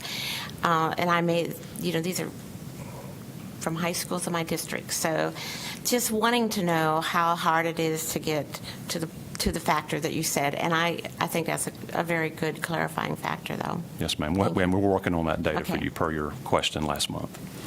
And I think, Ms. Cash, those questions also align with the information that Ms. Mahaffey was asking for, and Ms. Johnson-Hosler, about looking at, particular groups of students and seeing how they progress. And it can't be that difficult to get that. It's not a light lift, but I'm sure it's not difficult. But it is absolutely, I think, an important piece of the puzzle. We're going to certainly have time for all questions, but I did just want to say it is 4:33. The second presentation that we're going to hear is not quite as lengthy as this one, but I just did want to point out the time. But Ms. Carter. All right, and thank you. And I'm glad to hear we will be getting the report. I mean, I know I've been emailing about, because the date for the release has changed significantly from the initial date that we told, that the board was told would have this. And I think that's important to note as well. And even in April, I was told it'd be 4 to 5 weeks. And here we are on my way out the door, I feel like, on the board, and just getting this, and there's so much information that I would have liked to have had time to follow up, but I will not have that time. But while I do have time here, I just, I go back to, there's just so much. For me, it's not only the repeating. I hope there's been work done to look at how many teachers were curving significantly in their math classes. And if there's not work done on that, I would like to see work done on that. I know I have personal experience, even have documentation from the high school where it was being done. And, I hear, the regret about moving too quickly and what's been learned, and also the impact on our staff. But I want to point out the impact on our students, and many that have already left our system, and there is nothing that we can do to help remedy that situation for them. And I think that is worth mentioning because, again, my daughter is one of them. And I know we were here saying a lot of things about the concerns, and it did feel like it wasn't what you're now saying. And some of the data you're sharing specifically around MVP math and what the staff were saying, if this was a positive impact, matched up to a lot of what myself as a parent was hearing from other parents and other staff, but that wasn't something that was shared with the public back then that I remember receiving. But it's telling when the parent feedback and student feedback and the staff feedback was aligning back then with some of the concerns that were there. So I do think that's significant, and if that's being heard, I truly do appreciate all the work that is being done and have been done, because it's really morphed. Several of these things have morphed into different, totally different where they were than 2018 per se, I know. And we talk about the flexibility that was giving a possible impact. And my question is that flexibility continued to be allowed?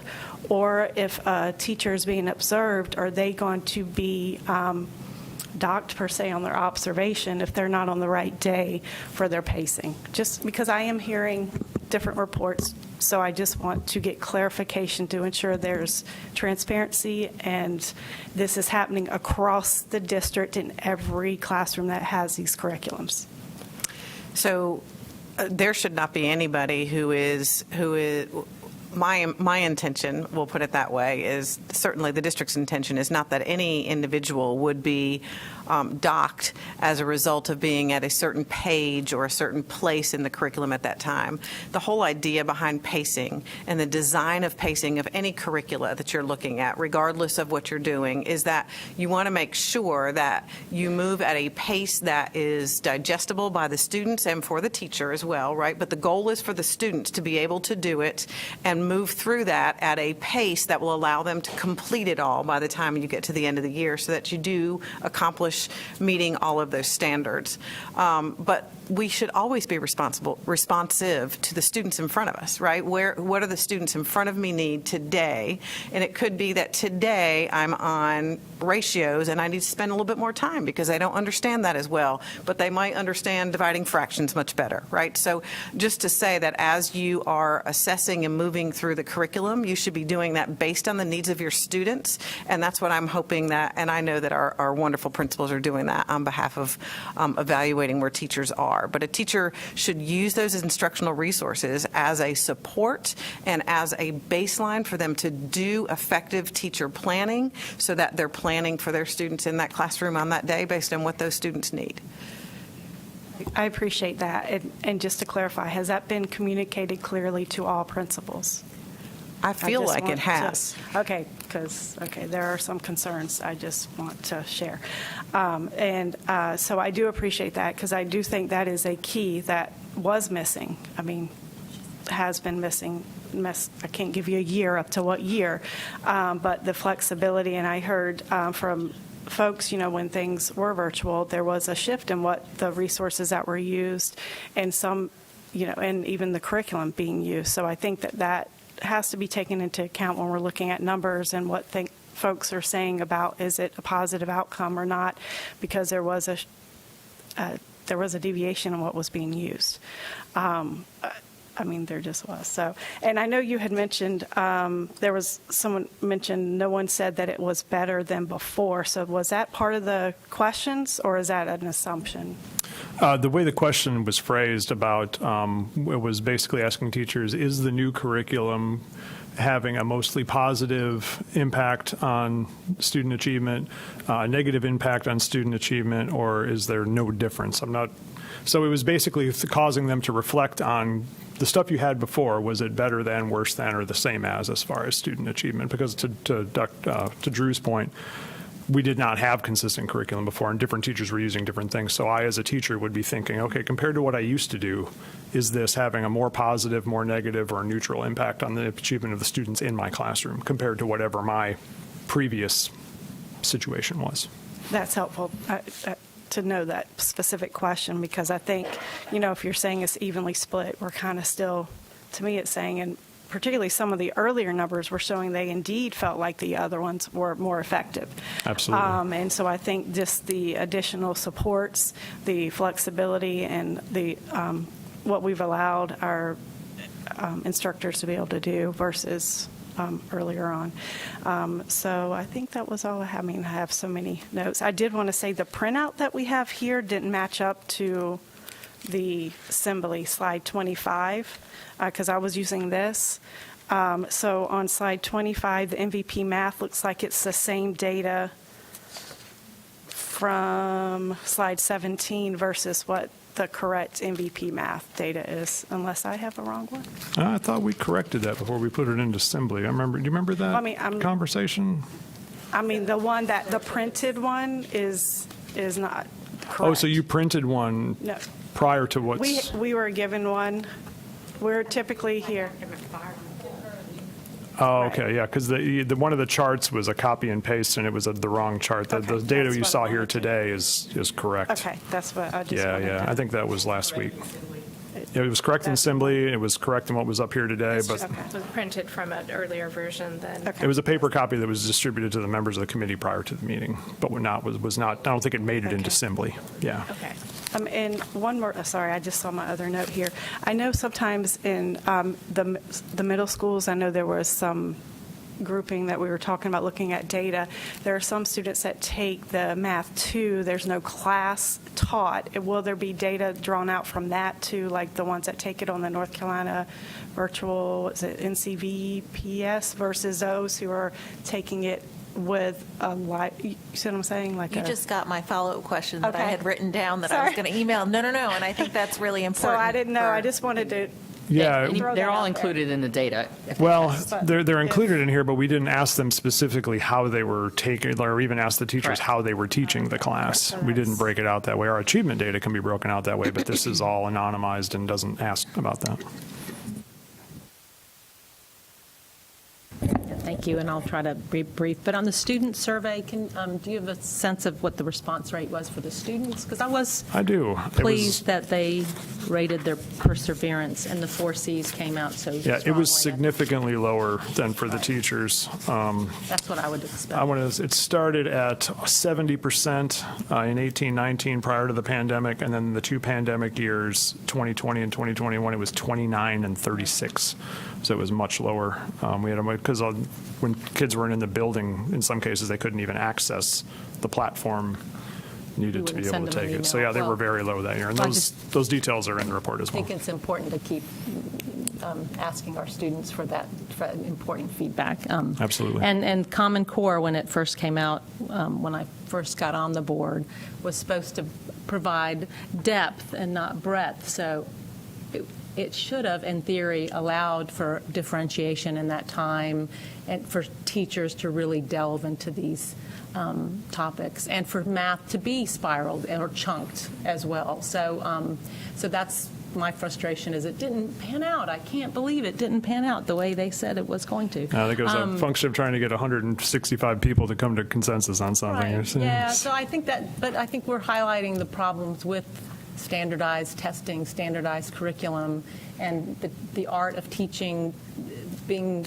kind of connected to that. So I had heard anecdotally, I should say, that some of our teachers were being sort of tamped down in trying to move to the middle. So I do hope that is not the culture of Wake County, that was just anecdotal, because we have so many talent. This is, I think Ms. Scott highlighted, we have to support our teachers and educators to want to stay in our profession and give them those tools, that they have exciting resources, and I'm glad it's being better embraced, but whatever we can do to support our teachers to keep going and to have that creativity, because that's what the 4 Cs are embedded in as well. So there's a lot of tension in all of this, but I appreciate the presentation and so the updates and the recognition that we're not where we want to be, and that y'all gonna have perseverance in getting to a growth mindset with all of our curriculum. I'll leave that as our segue to the next piece, but I do think we should be able within, the differentiation has been highlighted by my colleagues, so I think that's, y'all have heard that message, and I don't think, and I will let Ms. Scott get on to the next piece. Thank you. No, thank you, and thank you so much to all my colleagues for your questions and feedback and comments. I do think it says something to our commitment to supporting education as a whole, as a holistic entity that involves our educators, involves obviously our students, and supporting our students and understanding the diverse need that we have in our schools.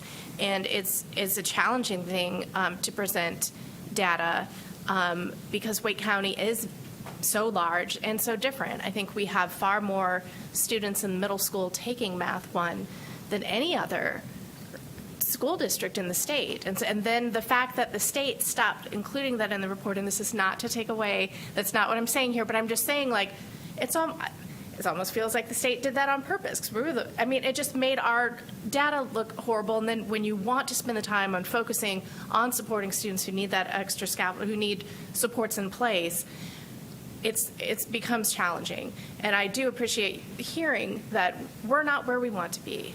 And I truly believe you that you mean that when you say that.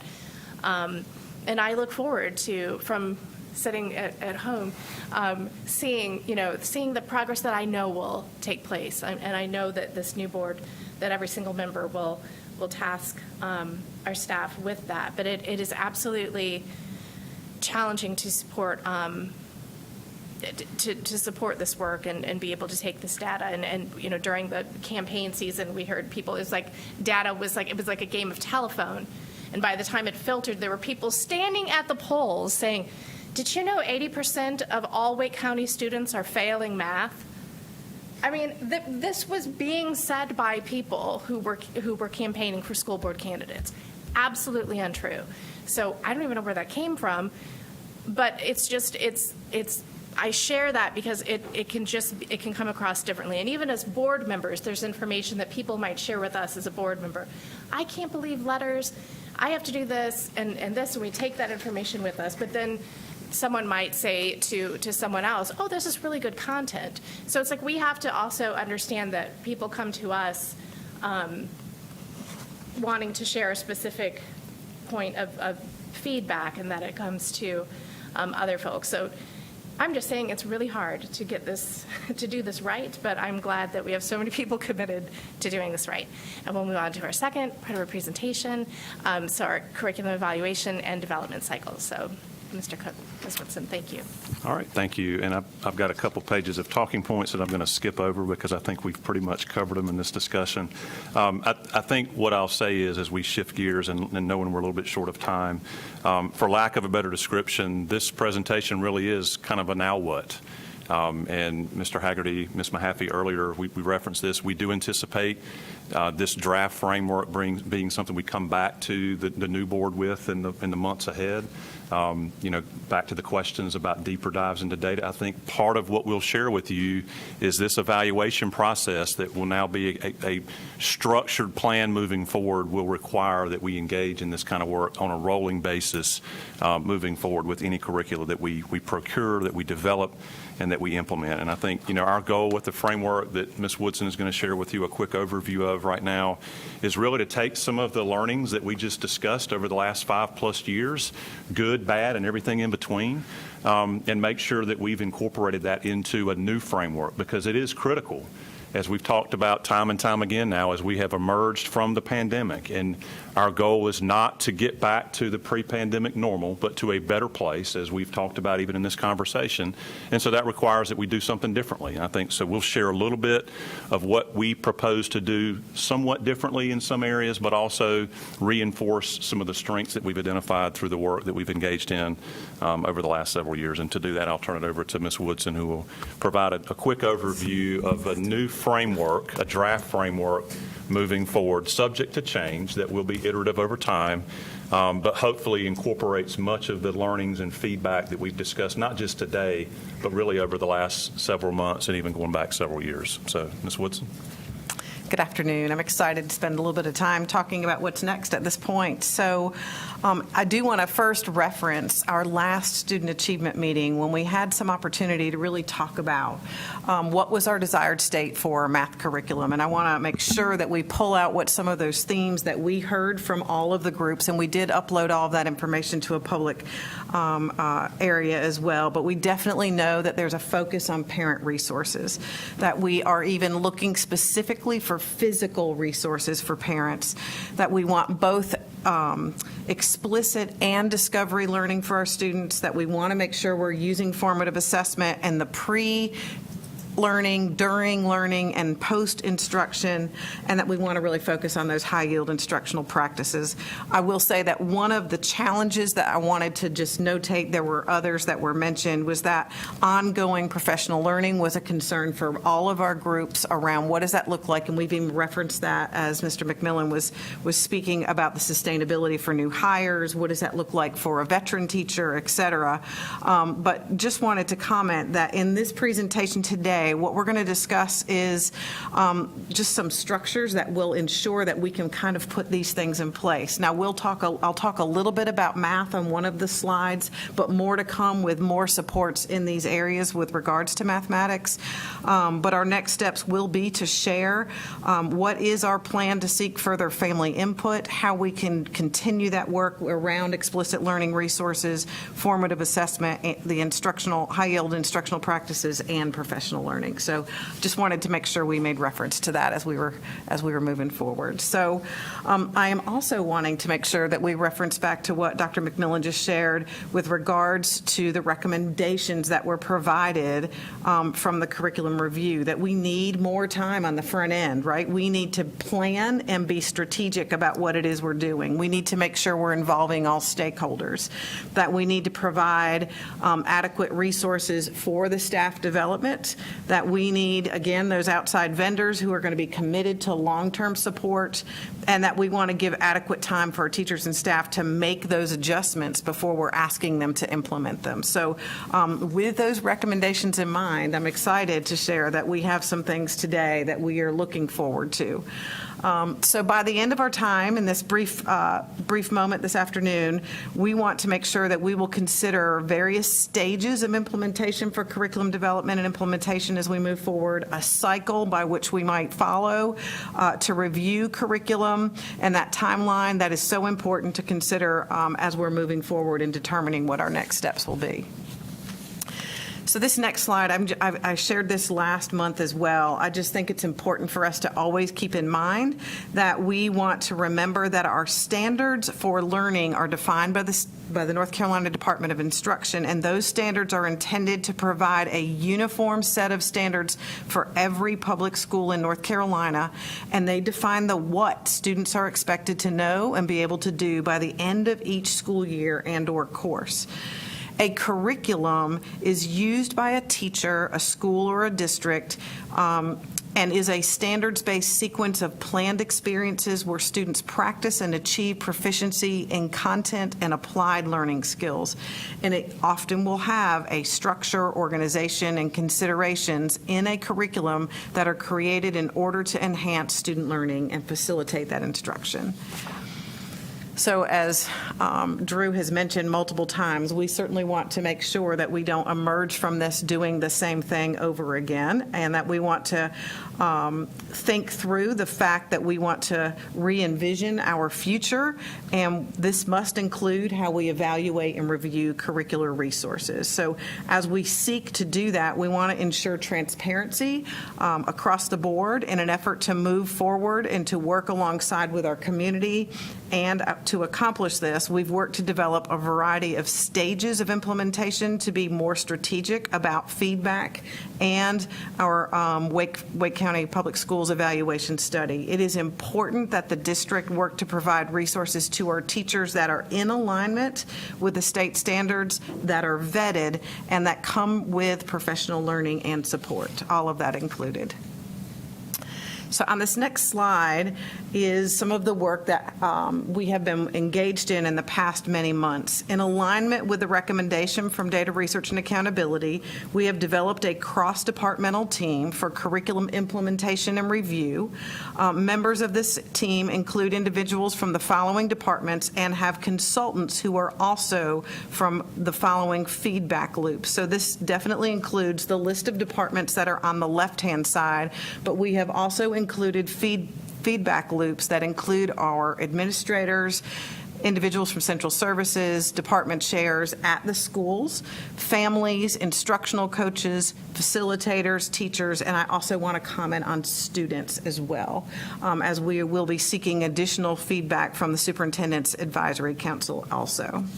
But these departments are a cross-departmental team that will help us to make sure, as Ms. Moore just commented, that we are going to plan on the front end and think through what we want to make sure that all students need before we even start to engage in the process. And then, of course, they'll stay with us as we go through the process. So on this slide, you'll see our curriculum implementation and review cycle, and we have chosen to use stages of implementation to help support us in how we think about this. It's important that we have a cycle of implementation for curricular resources that ensures that we have the highest quality resources and support for our teachers and staff, as well as ensuring that we provide support over time in a way that actually feels like support for both our teachers, our staff, and our families. This cycle is focused on implementation, which is a shift from what we have done in the past, and we need to identify where we are in the implementation process and to plan strategically to provide support to all of those stakeholders along the way. We recognize the importance of transparency with this implementation and review cycle so that all stakeholders know where we are in the implementation process and what the next steps and/or stages might be. So if you review, you can look at stage 1. We need to review using a rubric and evaluate what current resources we have by what content area on a regular basis, including stakeholder feedback. Once we go through that stage of review, we would move to stage 2, that we would revise, we would curate, we would procure new content based on what we see our gaps are, where our needs are, and that we would, again, require that stakeholder feedback at that point, and then probably pilot at that point to get implementation evidence to Ms. Johnson-Hostler's comment about the fact that we want to make sure, does it work with our students in our context where we are? Stage 3 would be around looking at professional learning for stakeholders, including teachers, leaders, instructional support, and any additional groups, and this would also include families. Stage 4 would be that ongoing professional learning that continuously allows us to keep this in place, and we would be looking at that full implementation that would occur at that point for 3 to 5 years. I also want to note that we expect that progress from stages 1 through 4 could be cyclical, but it could cause us to go backwards. We could get into a pilot and the pilot doesn't work and we might have to go back and start over again. So just acknowledging the fact that it could be, and logically would be, going from stages 1 to 4, but it could be that we go backwards if that is what's needed. Feedback from our stakeholders, principals, teachers, families, all indicate that they like the idea of knowing where we are in implementation, what's expected of them, what's coming next.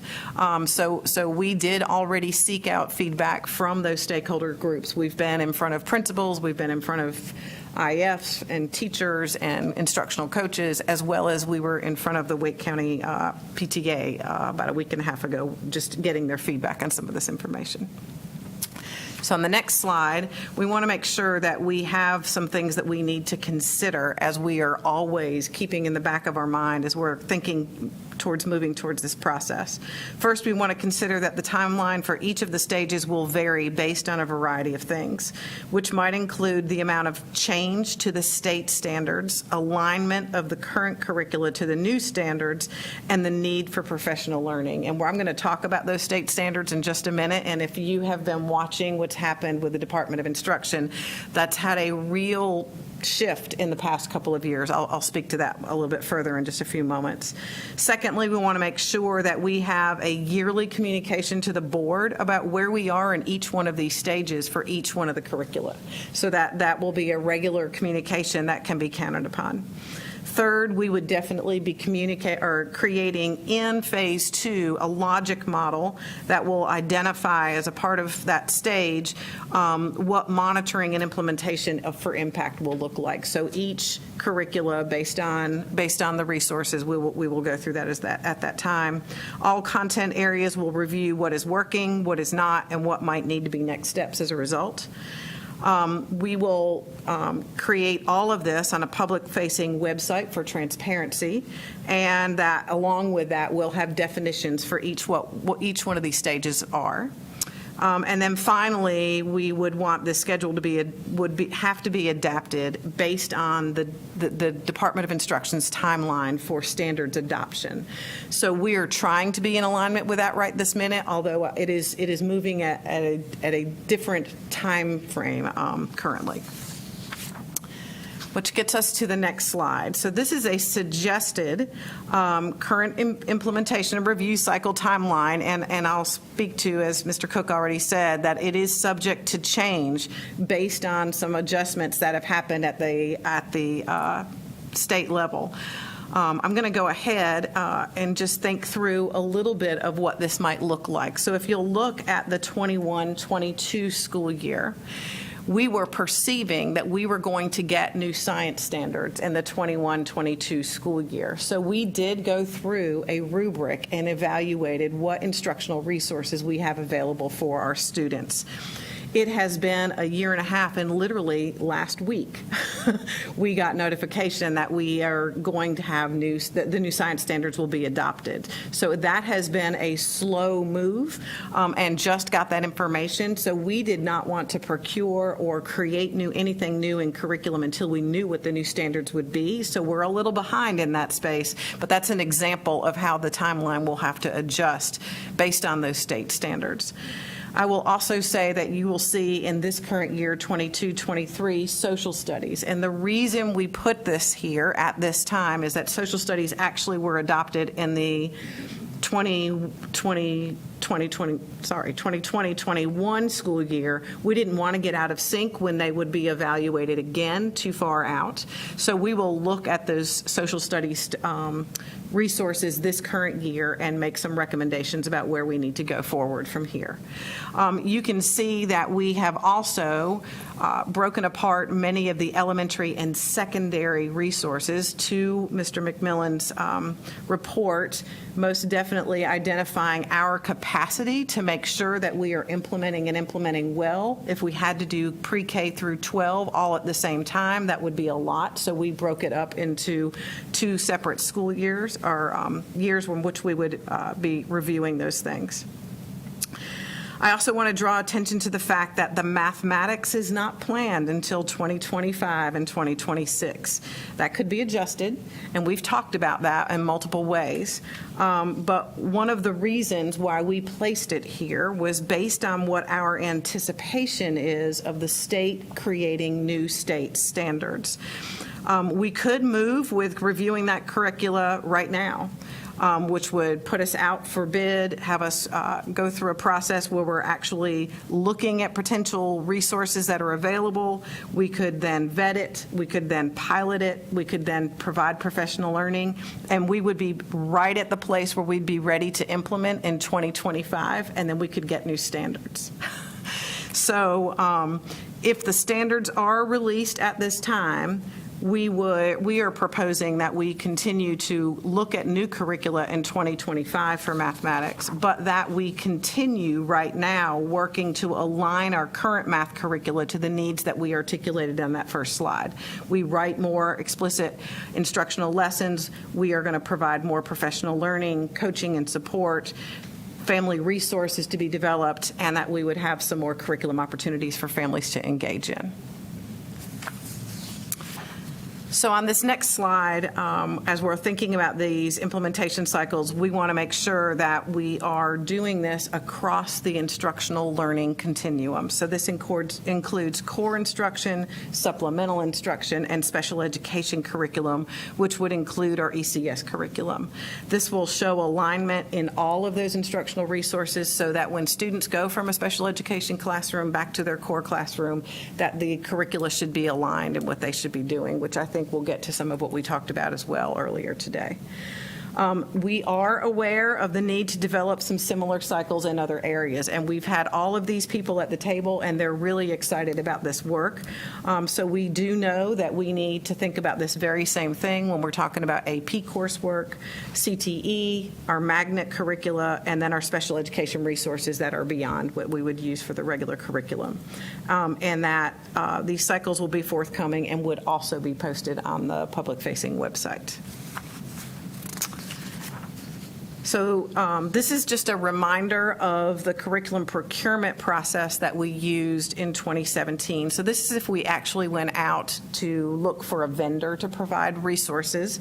But we definitely are already a part of a multidisciplinary team, but would continue that focused on whatever that content area is.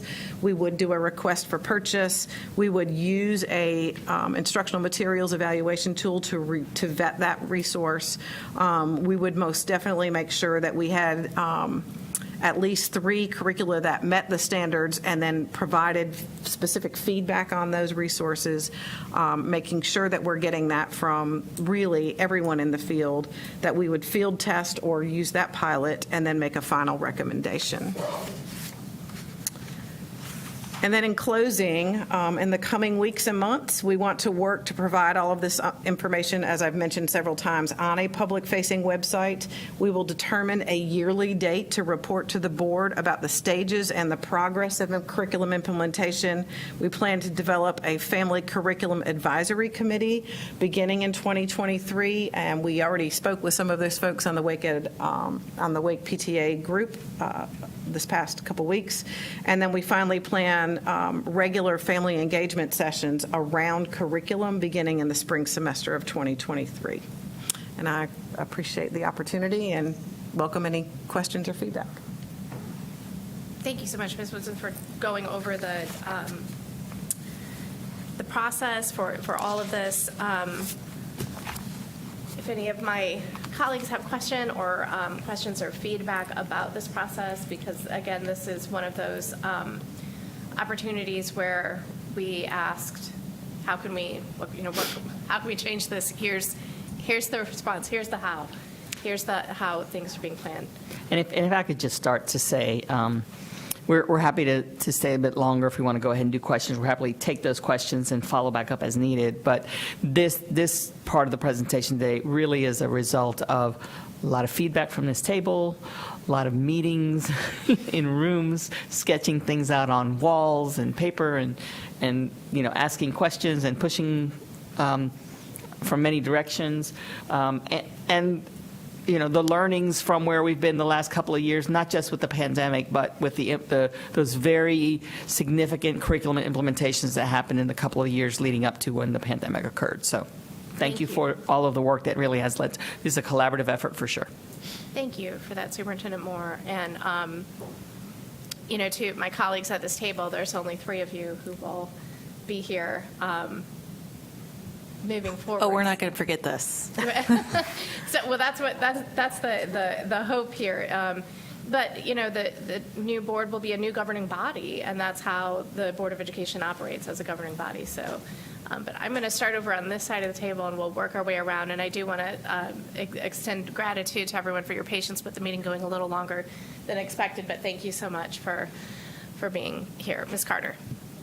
Thank you. And I just want to start by saying thank you for this. I really appreciate the transformation in this and the willingness to put this on a public-facing website and try to because I know we've heard, and I know myself felt like it was hard to find out anything about how things were picked and what the process was, and feeling like often I think we've heard, and I know I felt like things were presented to the public kind of after the decision was kind of already made. And here you go, and maybe seeking input, but really knowing it was really already a done deal. And so this, to me, and this cycle and the stages really makes it clear that that should not be the case moving forward unless it's determined to completely change this. And I really appreciate that. I just want to, I know I'm repeating, but I'm really grateful for that. I did have just a few questions. I'll try to be quick. For stage 1, I know you say stakeholders. Will that include families? Yes. Or is it just the list to the, okay. Now, in every stage, we're Okay, going to have family input, and students, administrators, teachers, all of them. And I'm just going to add, too, I think part of another layer of this is communication and making sure families are aware of the opportunity. Like for the first time, we did this back in 2017, and at a couple of different stages, it was not necessarily well attended, and I think one of the learnings that we had from that experience, again, incorporating into your question, Ms. Carter, is making sure all of our families and our parents and guardians are aware of the opportunity. We socialize that in a really, really public way, so we can get real feedback from a diverse group of people. And so I just wanted to comment that that's not necessarily new, but I think the intent to ensure we've got a much broader audience and much deeper participation is. Right, and I think having where you're at in the stage is very different too. And I had a question about, because you mentioned the family sessions, will they be in every, all 9 districts, or are they going to be virtual? Do we have, because I'm just worried, about folks being able to attend those and what options might be available. So nothing is in concrete at this Right. moment, but we are definitely wanting to be in more than one location so that we can make it easier for families to be able to attend. So there will be an effort made to make sure that we can be, I don't know if it'll be all 9, but it's certainly across the county, so that we can be in a place where they'll be able to come and make that happen. Ms. Carter, even potentially using existing structures like board advisory council meetings and having a regular rotation where staff is available with board members as needed to provide that as another forum for that discussion. Okay. All right, and those were my main things, and I appreciate this work and, the runway, extending that, and just trying to make this a lot more user-friendly on all sides and more public. Thank you. Ms. Cash.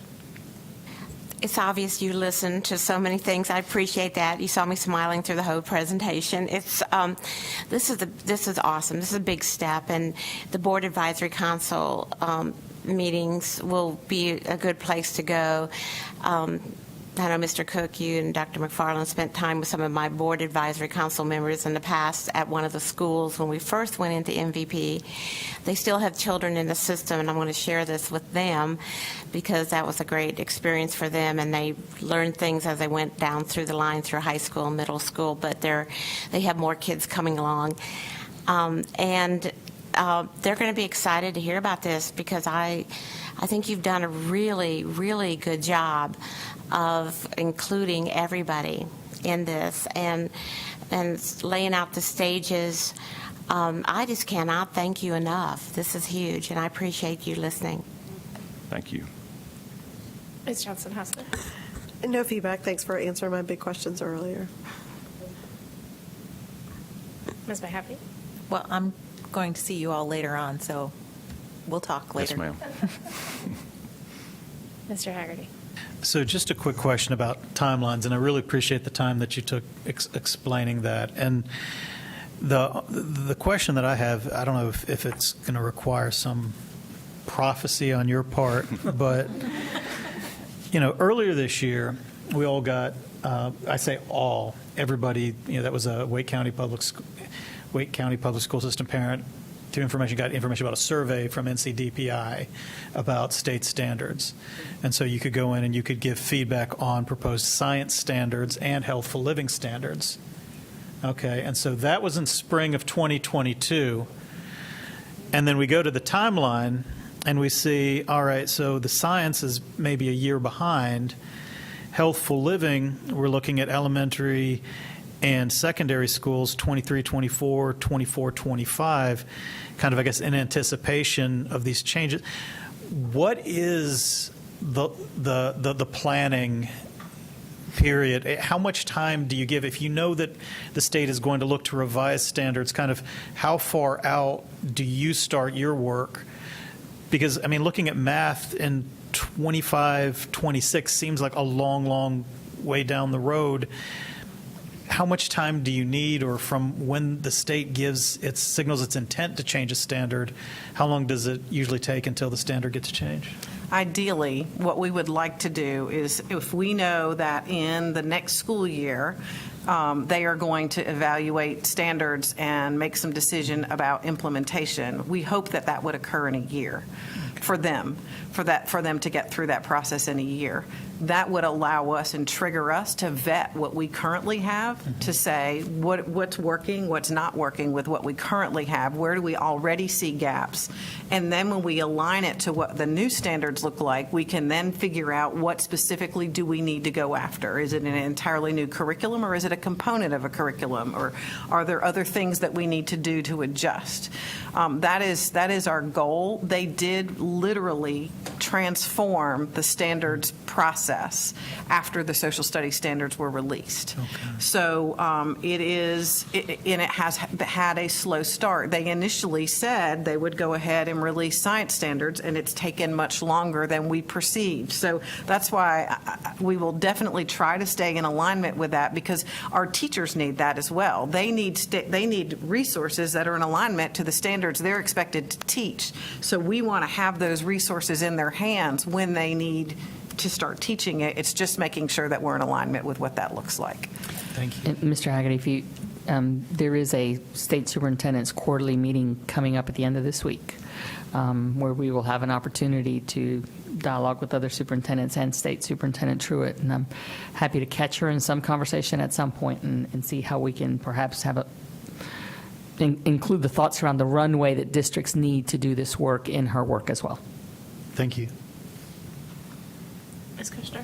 Thank you. And I'm thrilled to see the focus on social studies and science, given that ELA and math, given that they're the EOG, are such the focus, and that we need to focus on these two core subjects. So I'm glad to see them. It is worrisome that DPI is not aligning to the timeline, at least, because now more than ever we need to make sure our K-12 science is integrated with our mathematics, is integrated with critical thinking, and as well as collaboration. So thank you for giving us that timeline. This is a great presentation, as I think my colleagues have said.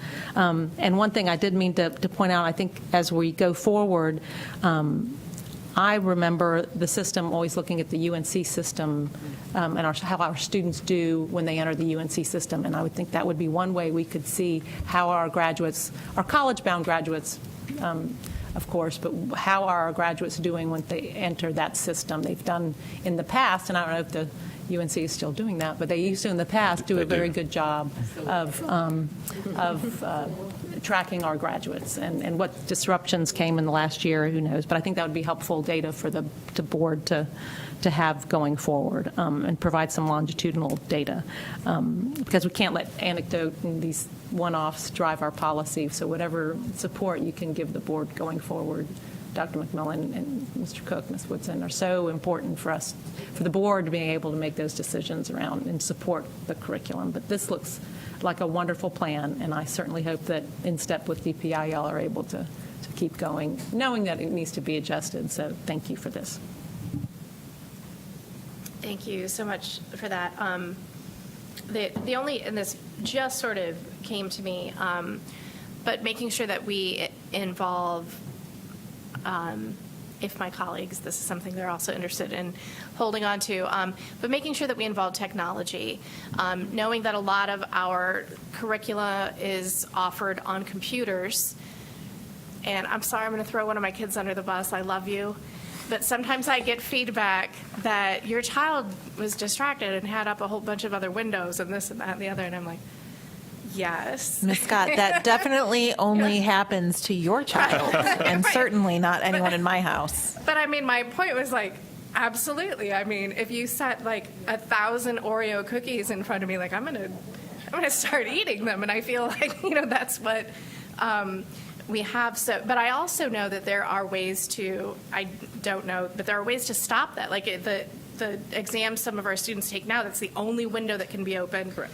So surely there are some ways that we can make sure someone is not looking up YouTube videos on how to get to the next level on whatever game the kids are playing these days. That would be the only suggestion I have in sort of consulting moving forward. So thank you so much to all of you. Thank you to Dr. McFarland. Thank you to Katrina Merrill for all of your work. For the Student Achievement Committee, thank you for your patience, to all of you, Dr. McFarland, for everyone on your team for the information. Thank you to our parents for your feedback and questions. That's what advocates do. They ask questions, and they keep asking them, and it's hard sometimes, but that's absolutely necessary because education is, will stand by this statement, public education is one of the most important things that our country has in ensuring that we have democracy. The root of that is public education and having a strong one. So we want to continue to be a strong country. We need to continue to have a strong public education system and teachers and supporting that. So with that, there will, I am sure, obviously be changes to the membership of the Student Achievement Committee moving forward. So that will all be figured out after the new board is installed and new leadership is installed. So I will just leave all of that sort of a question mark because the dates could possibly change. And yeah, we got some changes happening, but excited for all of that. I wish you all the best in the coming holidays, and thank you so much. And with that, we are adjourned. Well, thanks, Ms. Scott. You've done an excellent job of leading student achievement and getting us information ahead of time, and I felt like we were always right up to date on everything, so the agenda items were right on target, and thank you so much. Well, I appreciate that. Ms. Johnson-Hausler and I worked together over the summer with Dr. McFarland and Mr. Cook and members of academics to come up with those agendas, and they did what we asked. So thank you so much. Thank you. Take care.